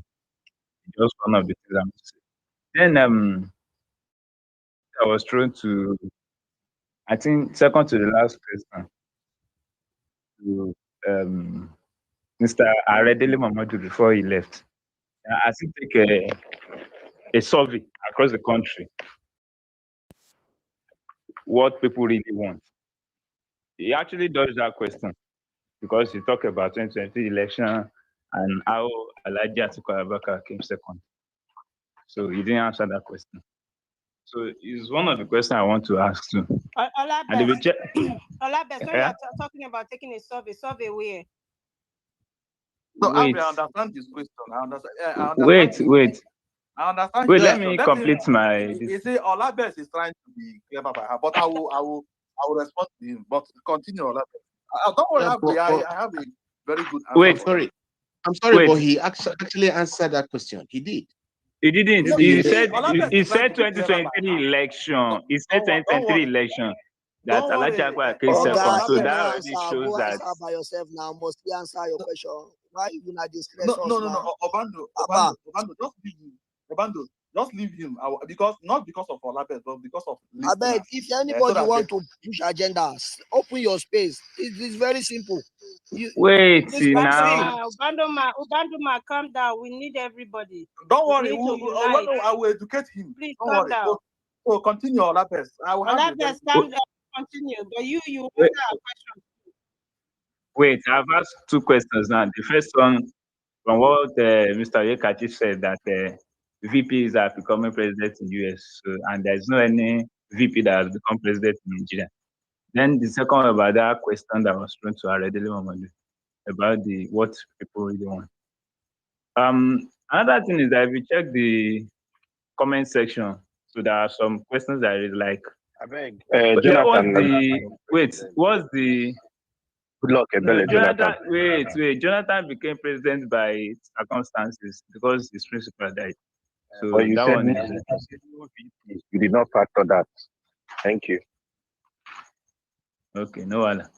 So one of the questions I asked is that what's the ideology of Alhaji Atiku Abubakar about governance, as in governance and ideology? You know, we have liberal, we have conservative. So what exactly is ideology? And another thing is that in all our conversation, all our discussion, it's more like we cut off Nigerians completely. When I say Nigerians, I mean the voters. Because the convention is all about. We are from Afghanistan. We are not voters. No, wait. Okay. How many are we on this space? Wait. Every space have everybody here, right? Wait. All I'm saying is this. All I'm saying is that we don't consider the people in general. Like, we just feel like these political actors are the one that decide who wins.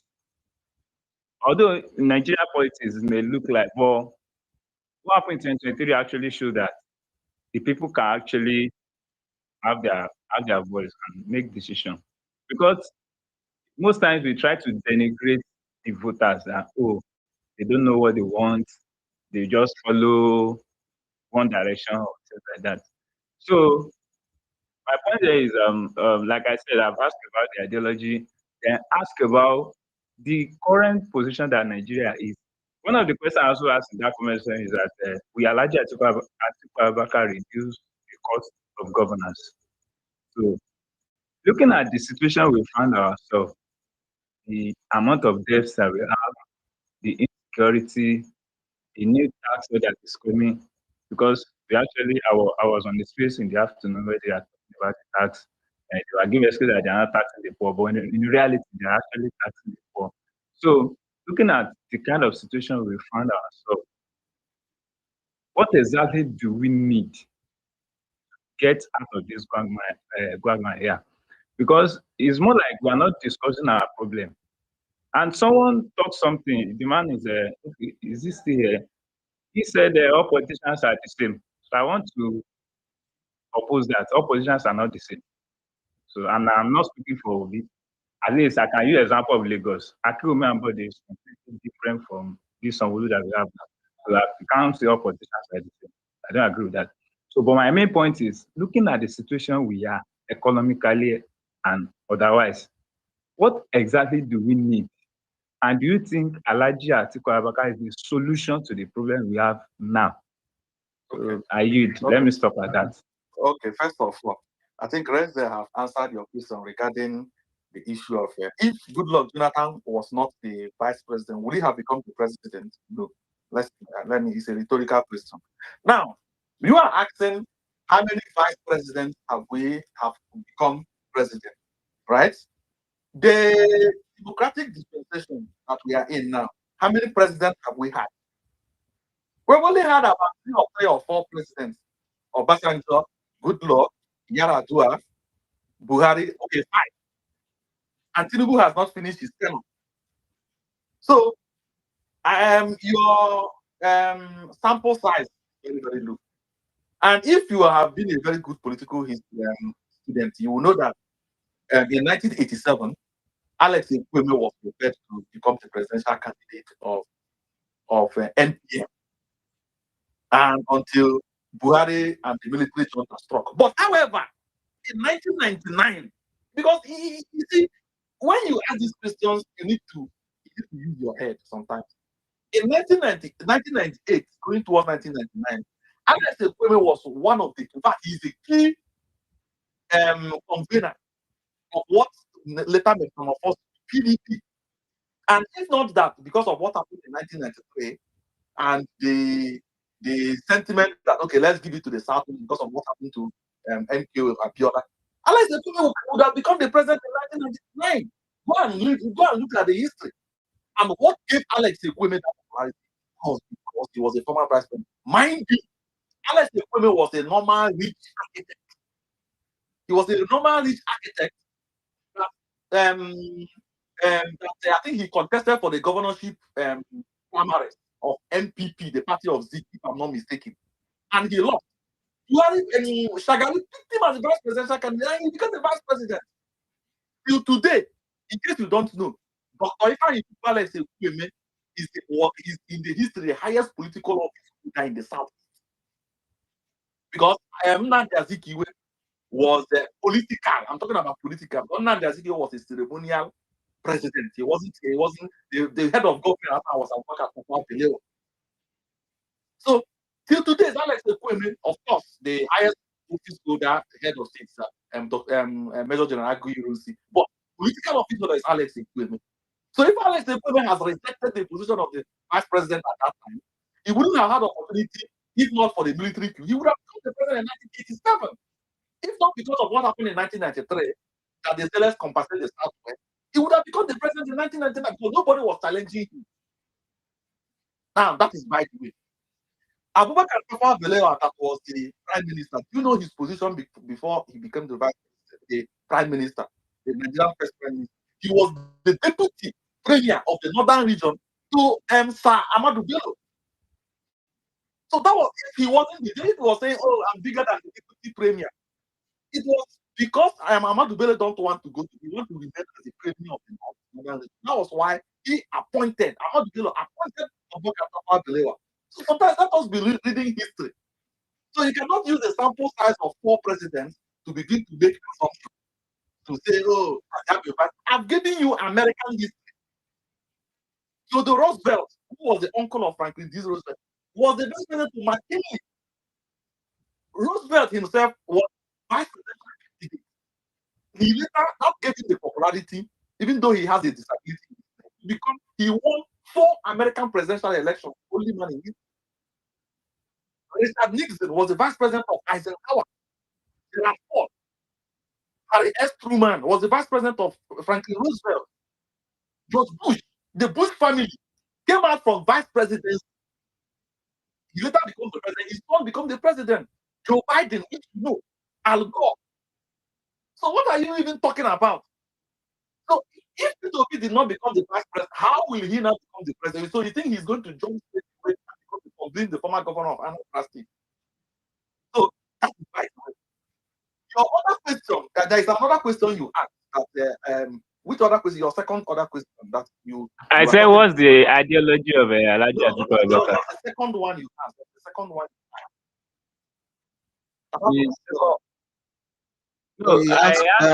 Abubakar is really the solution to our problems, and then yes, exactly the situation we are now. Okay. I think there's another one he asked anyway. That he was trying to. He was I can't remember that one. No, that one is I will take a survey that what people actually want, what the Nigerians want. Did not answer the question. He used 2023 as his own survey. answer the question to your taste, not that he did not answer the question. He answered your question by saying, what other survey are you taking when election results are there? That he came second. And you are talking about what do you mean by he came second? The official statistics is that Atiku Abubakar got 6.9 million votes. Mind you, this is not the first time he's contested president. In 2019, he scored over 12 million votes. In case you don't know, are you aware that he scored over 12 million votes in 2019? So I'm aware it was a so two-horse what race. are you So saying that we have you taken a survey? we And are talking we have about already told you 2025. I'm telling you that Okay. the signs are there. Now, so he answered your question. It's just that he didn't answer it the way you like. So don't come and say he didn't answer your question. He mentioned it that and moreover, in 2023 that you're talking about, just like Obandoma have said, most of the states that Atiku Abubakar won, it's either the PDP governors did not support him or there are no PDP governors at all there. He won KB State. KB is an APC state. He won Kaduna State. Malam Nasir El-Rufai is there. He won what is it called? Yobe State. He won what is it called? Gombe State. All these places are APC states. So you cannot say that he is not because of governors. No, he won states that are not even now. Regarding the solution, you cannot see. You are talking about his of the. You are talking about will he cut of governors? Let me, because I'm not his spokesman. Let me pin on. Let me give you this example. If you are earning 100,000 naira and you are spending 80,000 naira at the end of the month, of course, and you saw it as still lavish, will you prefer to continue earning that 100,000 and spending 80,000, or you prefer to now be earning 500,000 naira and be spending 250,000 naira? The issue is not about all this cost of governance, this political cost of governance you guys, and I know it's because of it, which I like it. And he's our party leader, our potential party leader. He's not yet our party member. However, it's not as theoretical as you are looking at it. Alhaji Atiku Abubakar has a lot of, go and read at his manifesto. He has been in the scene for a long time. You know you yourself, you know his ideology. He is about trying to make Nigeria. So it's not to make everybody to have viable job, to be able to cater for themselves. So it's not about cutting. If you cut of governance, whereas your poverty rate is rising and your revenue is reducing, what is the meaning of cutting what is it called? Cost of governance? So please, let's go to the next person. But wait. What you said now, you have just talked about his ideology, and you have just answered that question: that is it liberal or conservative? That means liberal, expanding the economy, right? Exactly. So that's why I said, wait, I agree with you. That's why I said, given the condition that we are now, because what Tinubu is doing is that same ideology of expand the government, let more money come, and that's why he's going the tax way. So Alhaji can go the way of maybe selling some. In the morning that I was in mass, didn't you hear the argument I was telling them? That the reason why they are finding it very difficult to convince them about this new tax law is that we don't trust that the government will apply it appropriately. That was what I was telling them, and you were there. So it's a question of application. Will Tinubu apply that revenue he's getting? I don't have any issue with generating revenue, but will he apply it? Do we trust him? With all this pandemic, we still witness one going to buy with what over 30 million. You were there when I was giving them this point. I heard everything. So for you to come and say that has the same, no, it's not the same. It's how you apply it. So let's go to the next person, please. Let's go to the next person. Renzel, are you there? Go ahead. Thank you. Can I talk? Yeah, I think it's Onyi, thank you very much. Yeah, can you hear me, Onyi? Yeah, I can hear you. Well, Okay, so anyways, I don't have time to begin to explain to people. How person you'd meet as a politician. So we all know that. The only thing I just want to ask, and this is for people that understand politics, my question is very simple because we are completely distracted with who is going to be the candidate, who is not at other issues that we're likely going to face. Number one is this Tinubu's partnership with France.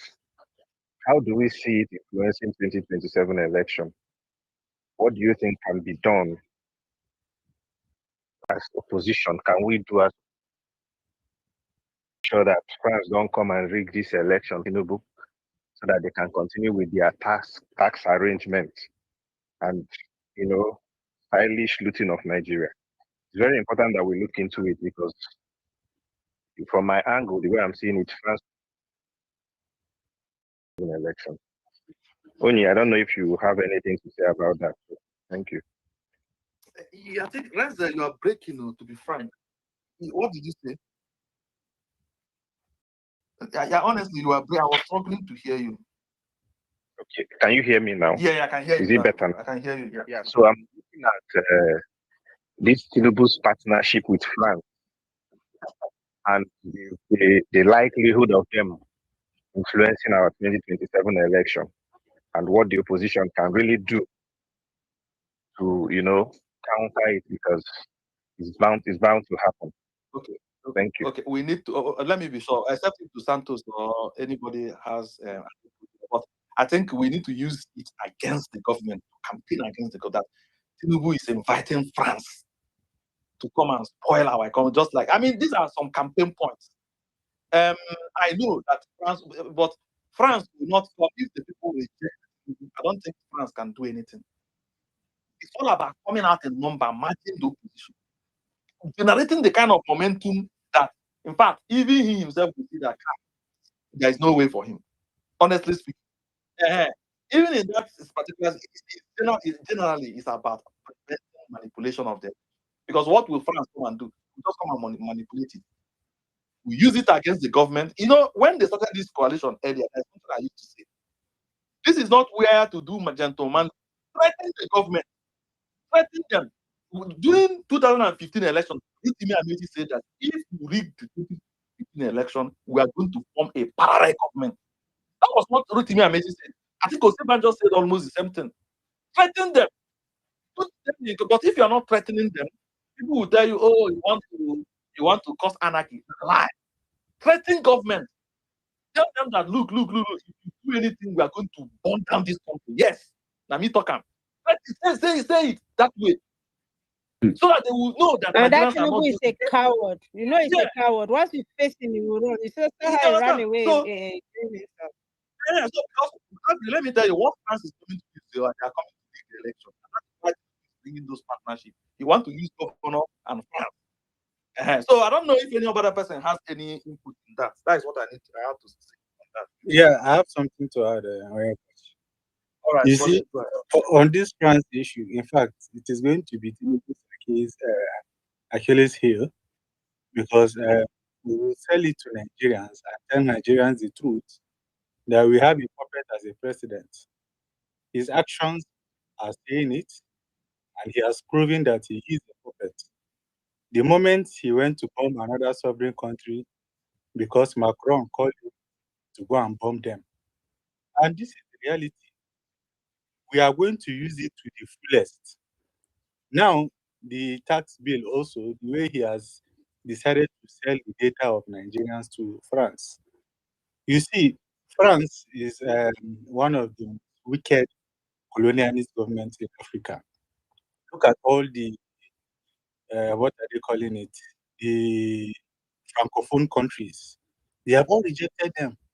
But all that we are an Anglophone country, we are the one now accepting this terrorist, this terrorist government with France. Our president not just even accepting them, he's answering to their orders. He's also becoming culpable to their criminality in Africa and in Nigeria.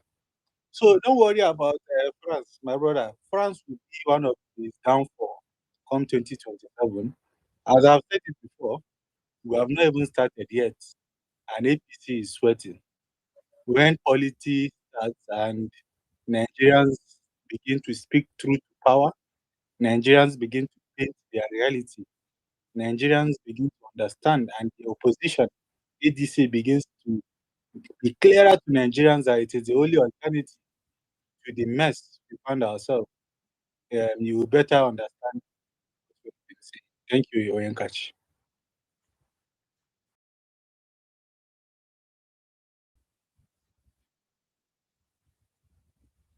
Dr. Dalhat.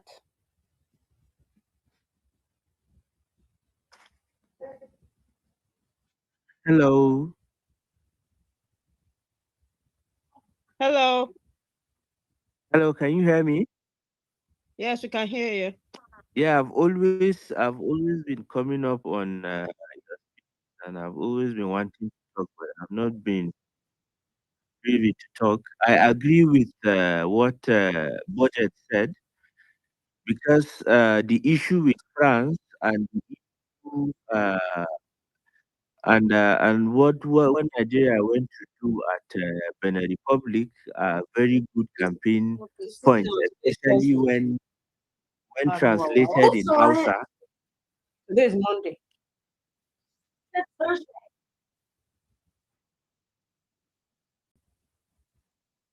Sorry about Carry on, that. You Mr. can go ahead Dalhat. because we have my talking Yeah, points on. especially when all these points are translated in Hausa language, because most of the northerners are on TikTok.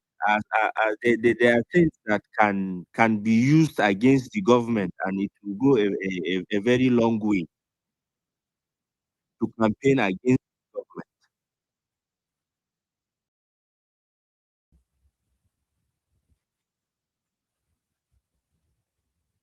Oh, I think something happened to his network. It just dropped. It just dropped to listener section. Okay, then we can move to the next person. Yeah, for people that are still like waiting for us to convince, just can't you see what Tinubu and APC are doing? They don't want to have this ticket, and yet you are still not understanding it. You are still fighting to have the ticket that they want you to have. You still want to go from somebody that they want you to front so they can beat you easily. What's the use of contesting an election if you don't win? Why do you want to waste everybody's time? People die during election. People get injured. You just want all those things to happen for nothing, and you know that there's no chance of you winning. What's the use? Sugar fact. Please go ahead.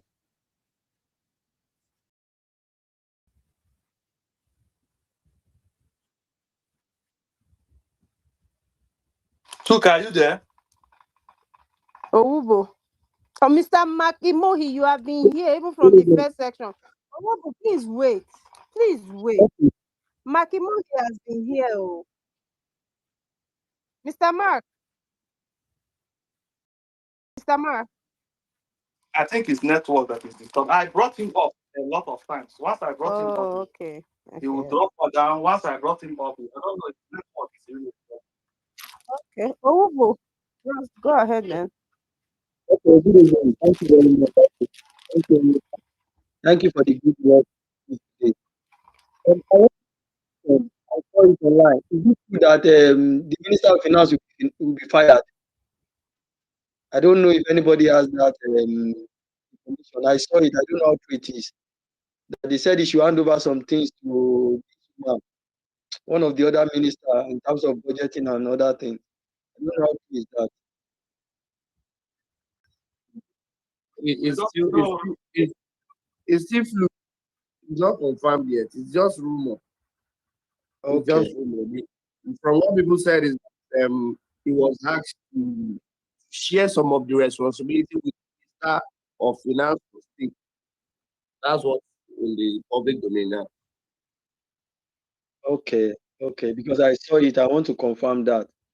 So that is just it. Thank God, thank you for the good works. I appreciate. And another thing again is like what this Eze said, the line with France. Everybody know that France policy is slavery policy, colonialism to the West Africa. There is no country that France colonized that they don't take as slavery. And he's trying to do that because he knows he cannot have his way with America, and the UK don't really buy it in. He has a secret with America. You understand? That those one know him very well. So he's shifting his attention towards America and UK to France. And France, they are dirty. Once you give them what they want, they take over. France has not really had a foothold in the Nigerian economy.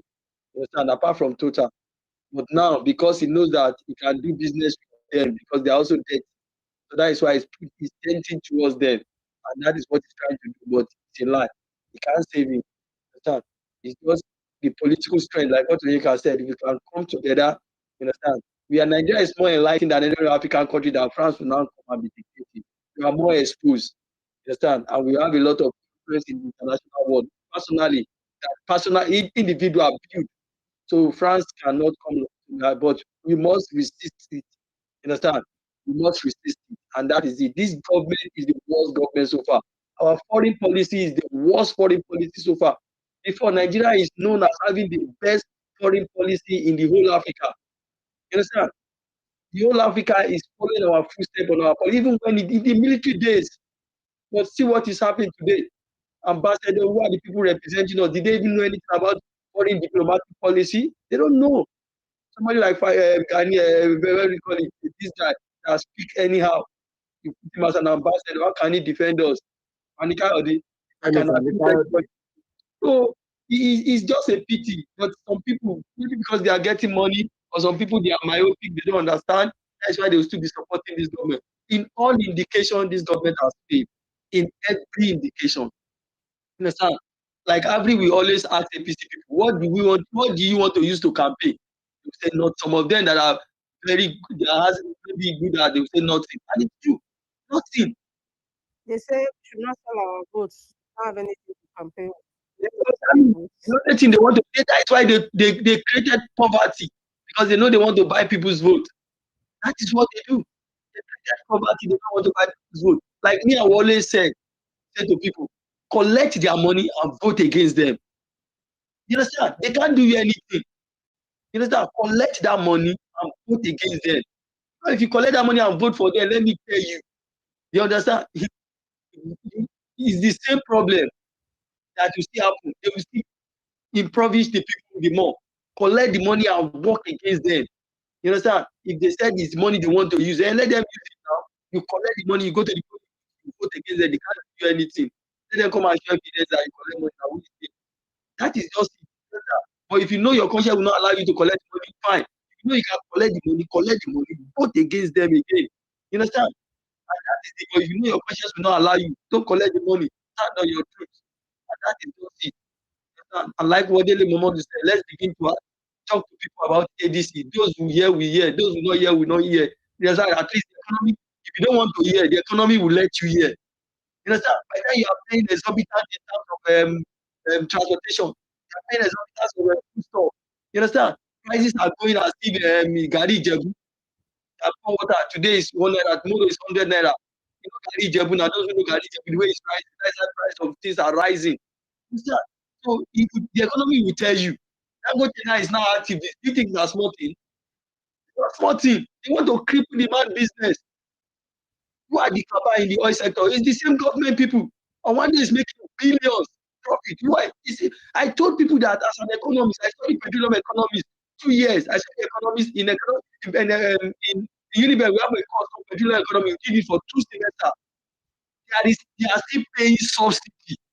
I tell some people, they say, no. I said they are paying subsidy. People don't understand subsidy in the petroleum sector. They are paying it. 17.5 billion. Subsidy is inside. They just hide it. You understand? They hide it. You can see what I said. Just what you told us yesterday. Is it yesterday or day before yesterday? He told us clearly that they are still paying subsidy. They just call it under recovery. There's nothing like under recovery in finance. What is under recovery? It's a lie.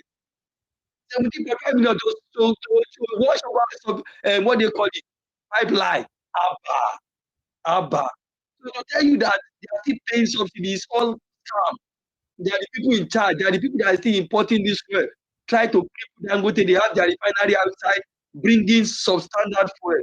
This economy has failed us. You know, and I want us to be discussing the failure of this economy on Twitter almost every day, and also be discussing ADC plan and galvanizing people. You understand?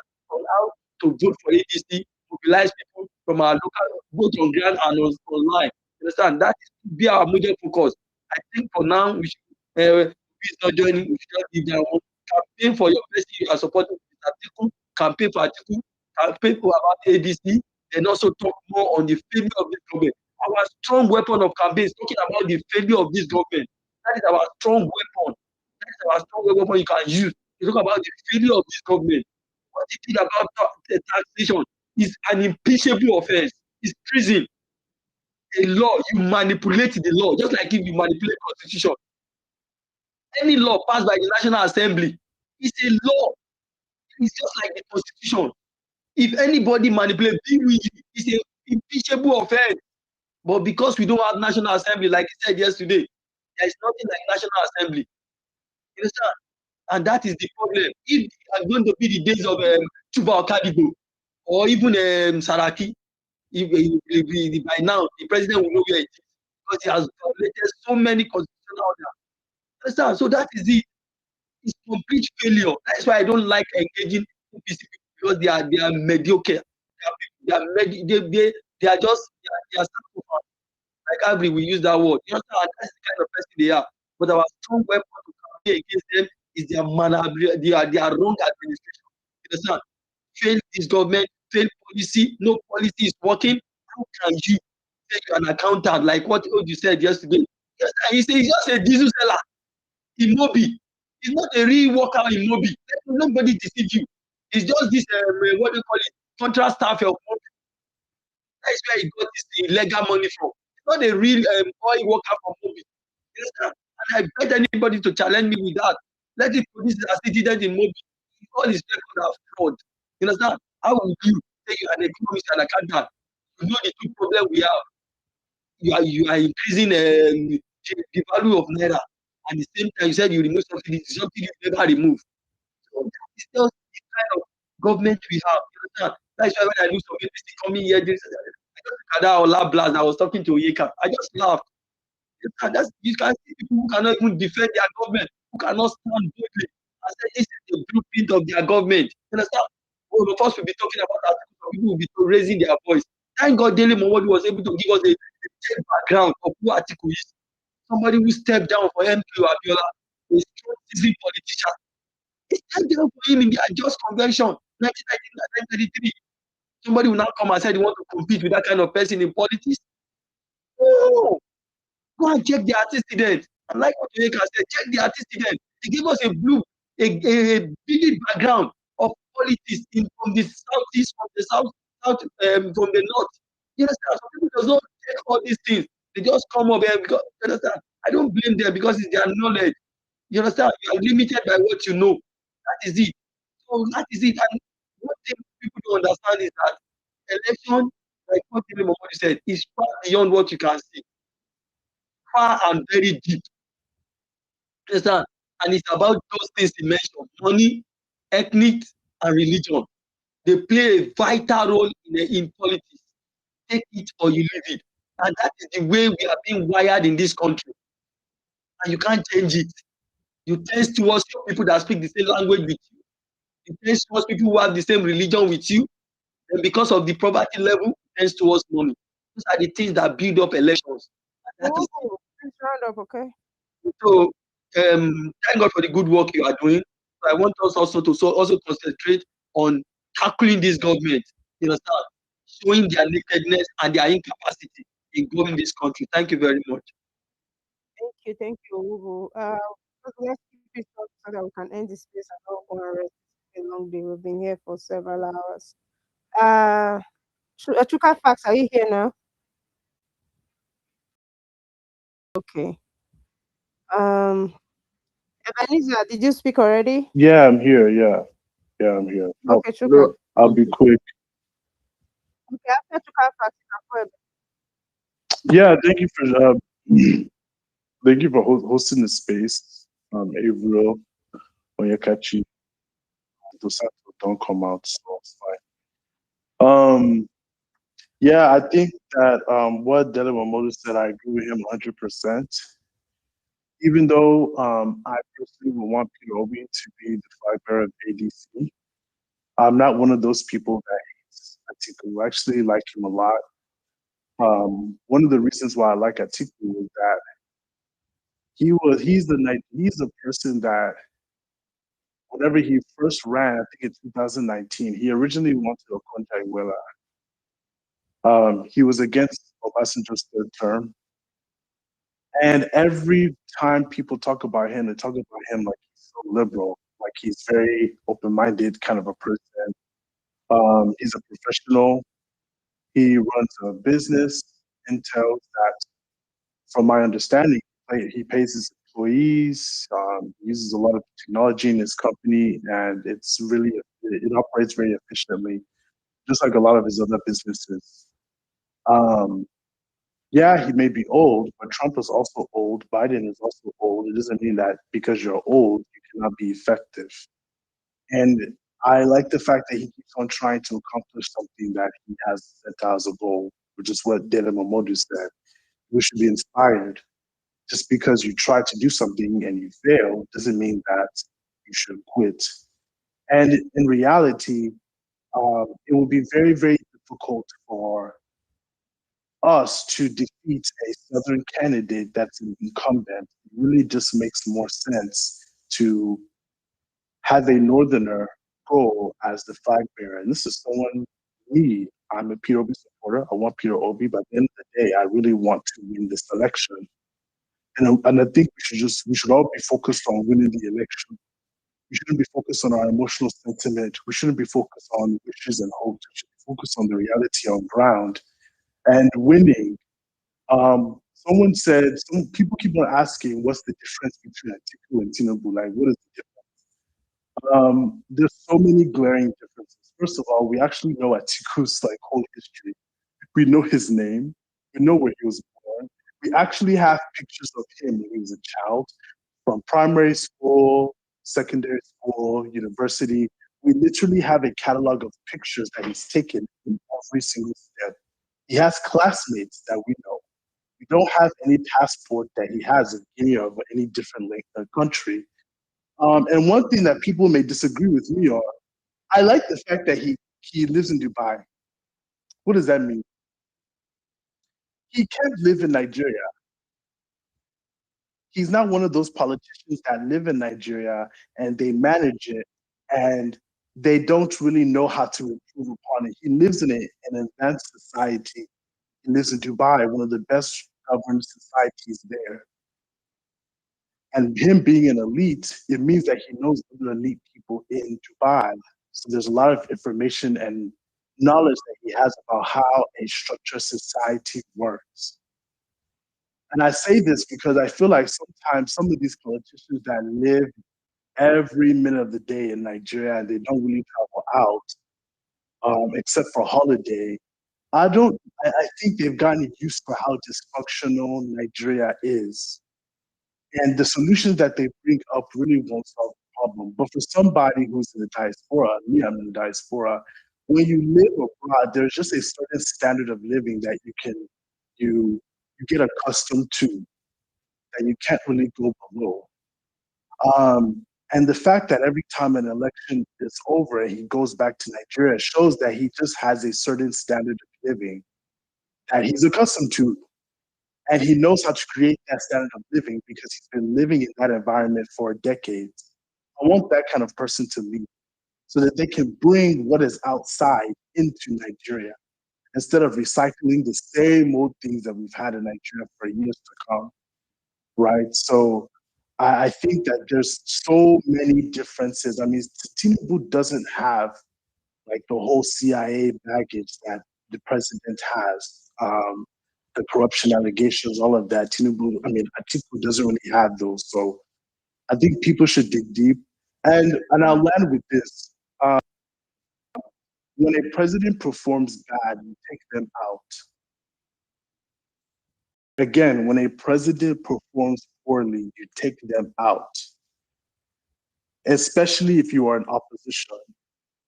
That should be your first goal.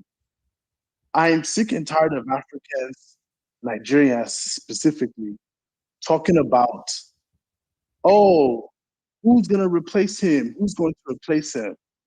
People who say that, they are secretly trying to keep the underperforming president in power.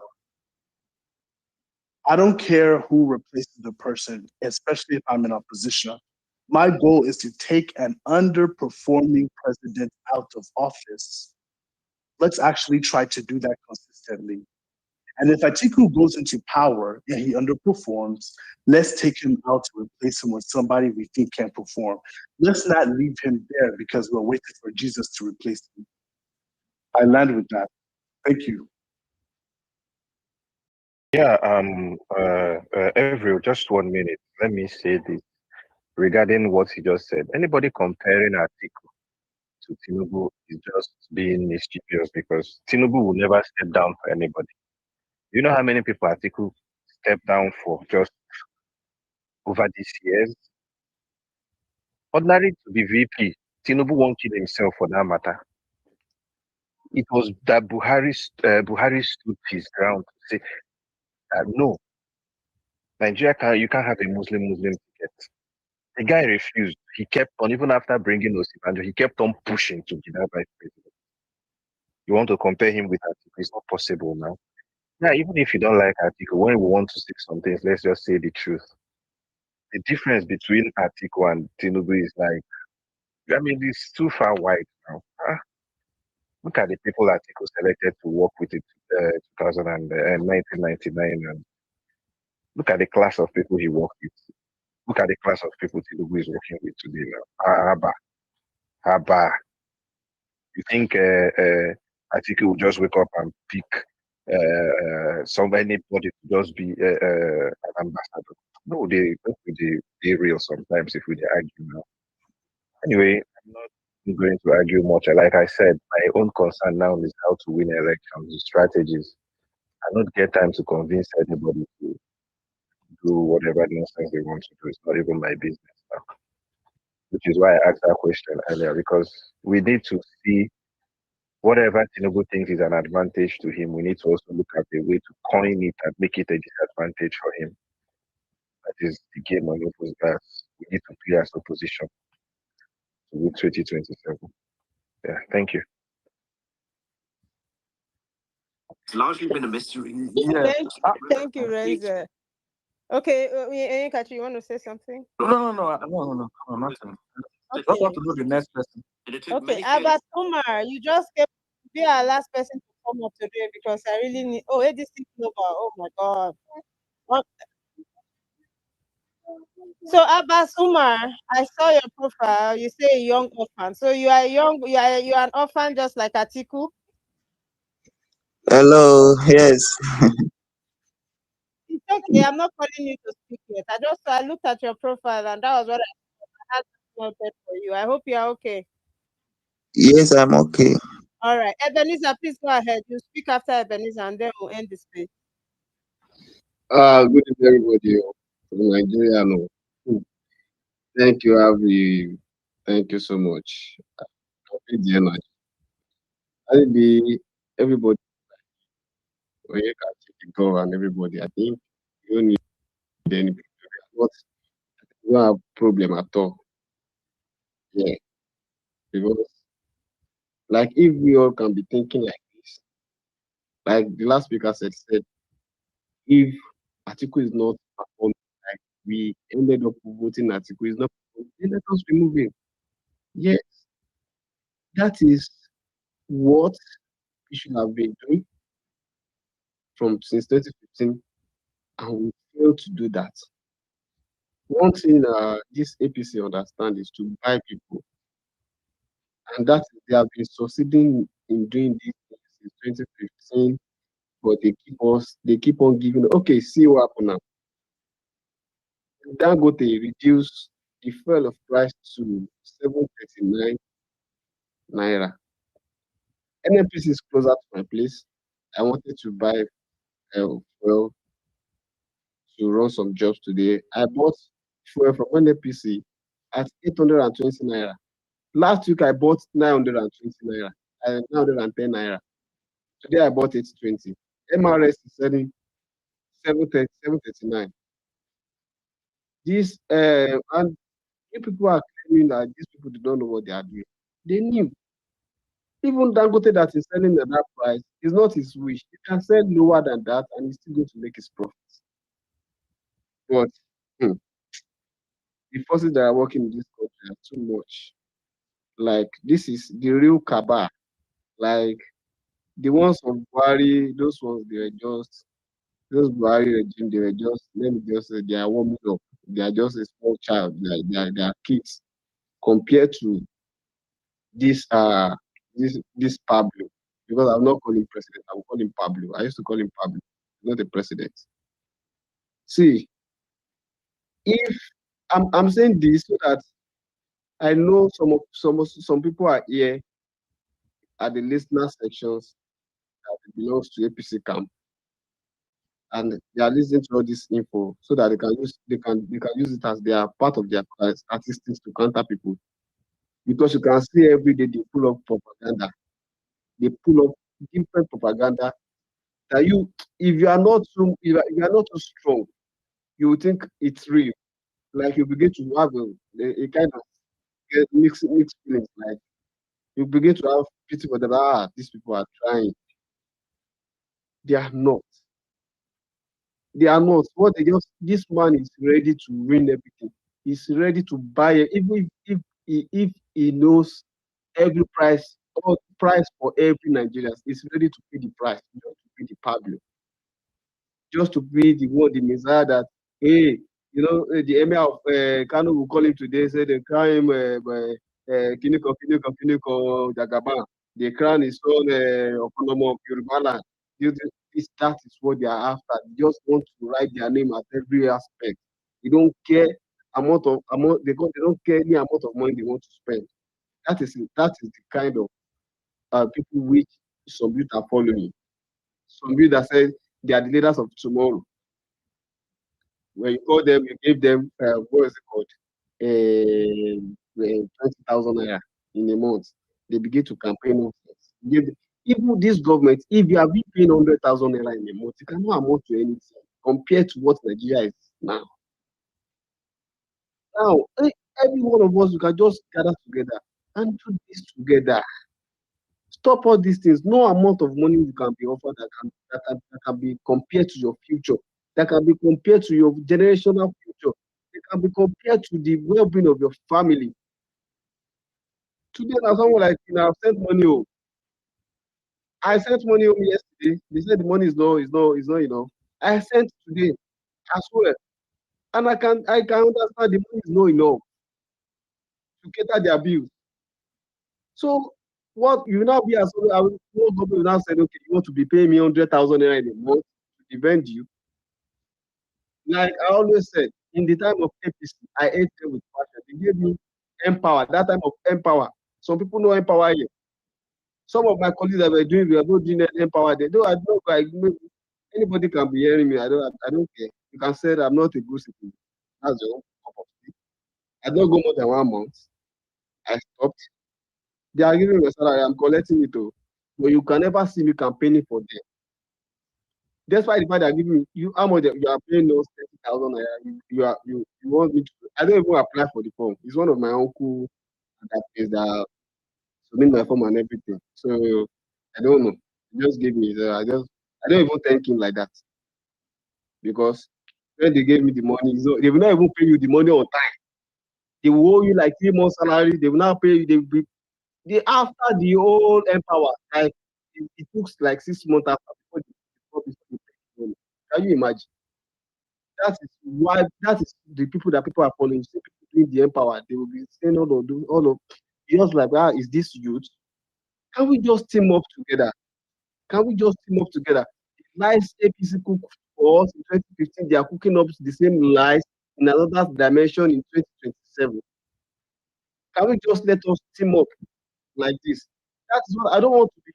You can see from I don't want to be talking about someone joined, someone did not join. That's not my problem. You can join if you have the conviction. If you don't have the conviction, don't join. But we that will believe in the vision, we continue to campaign for what we want. We continue to educate people. we continue to tell people good news.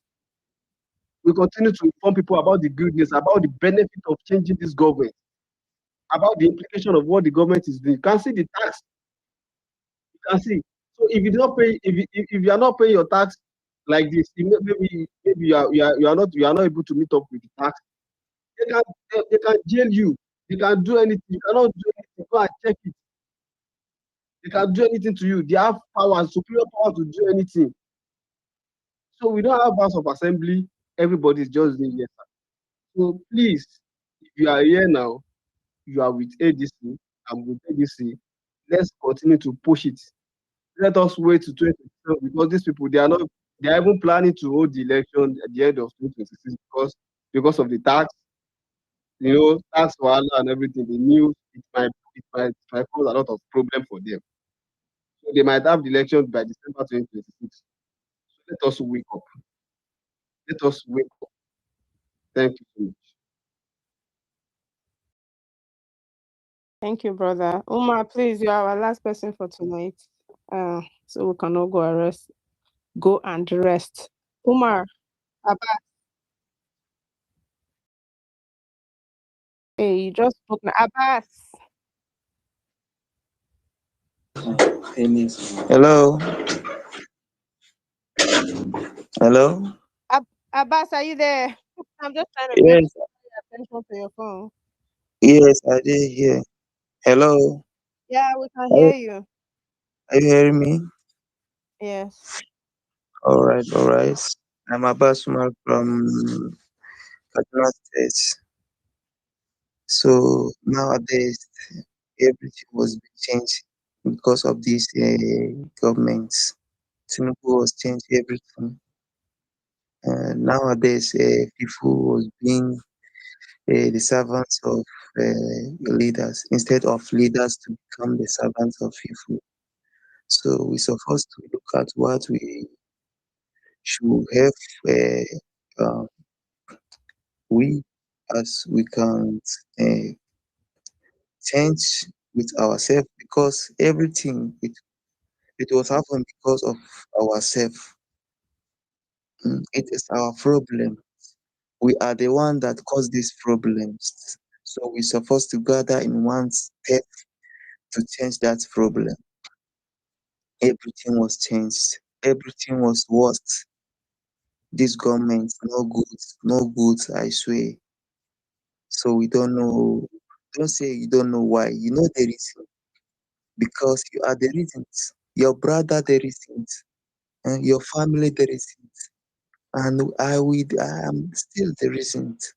Because we are the reasons. So we are calling ourselves to come and gather ourselves to come and change that government because in the future the life will change rather than this issue.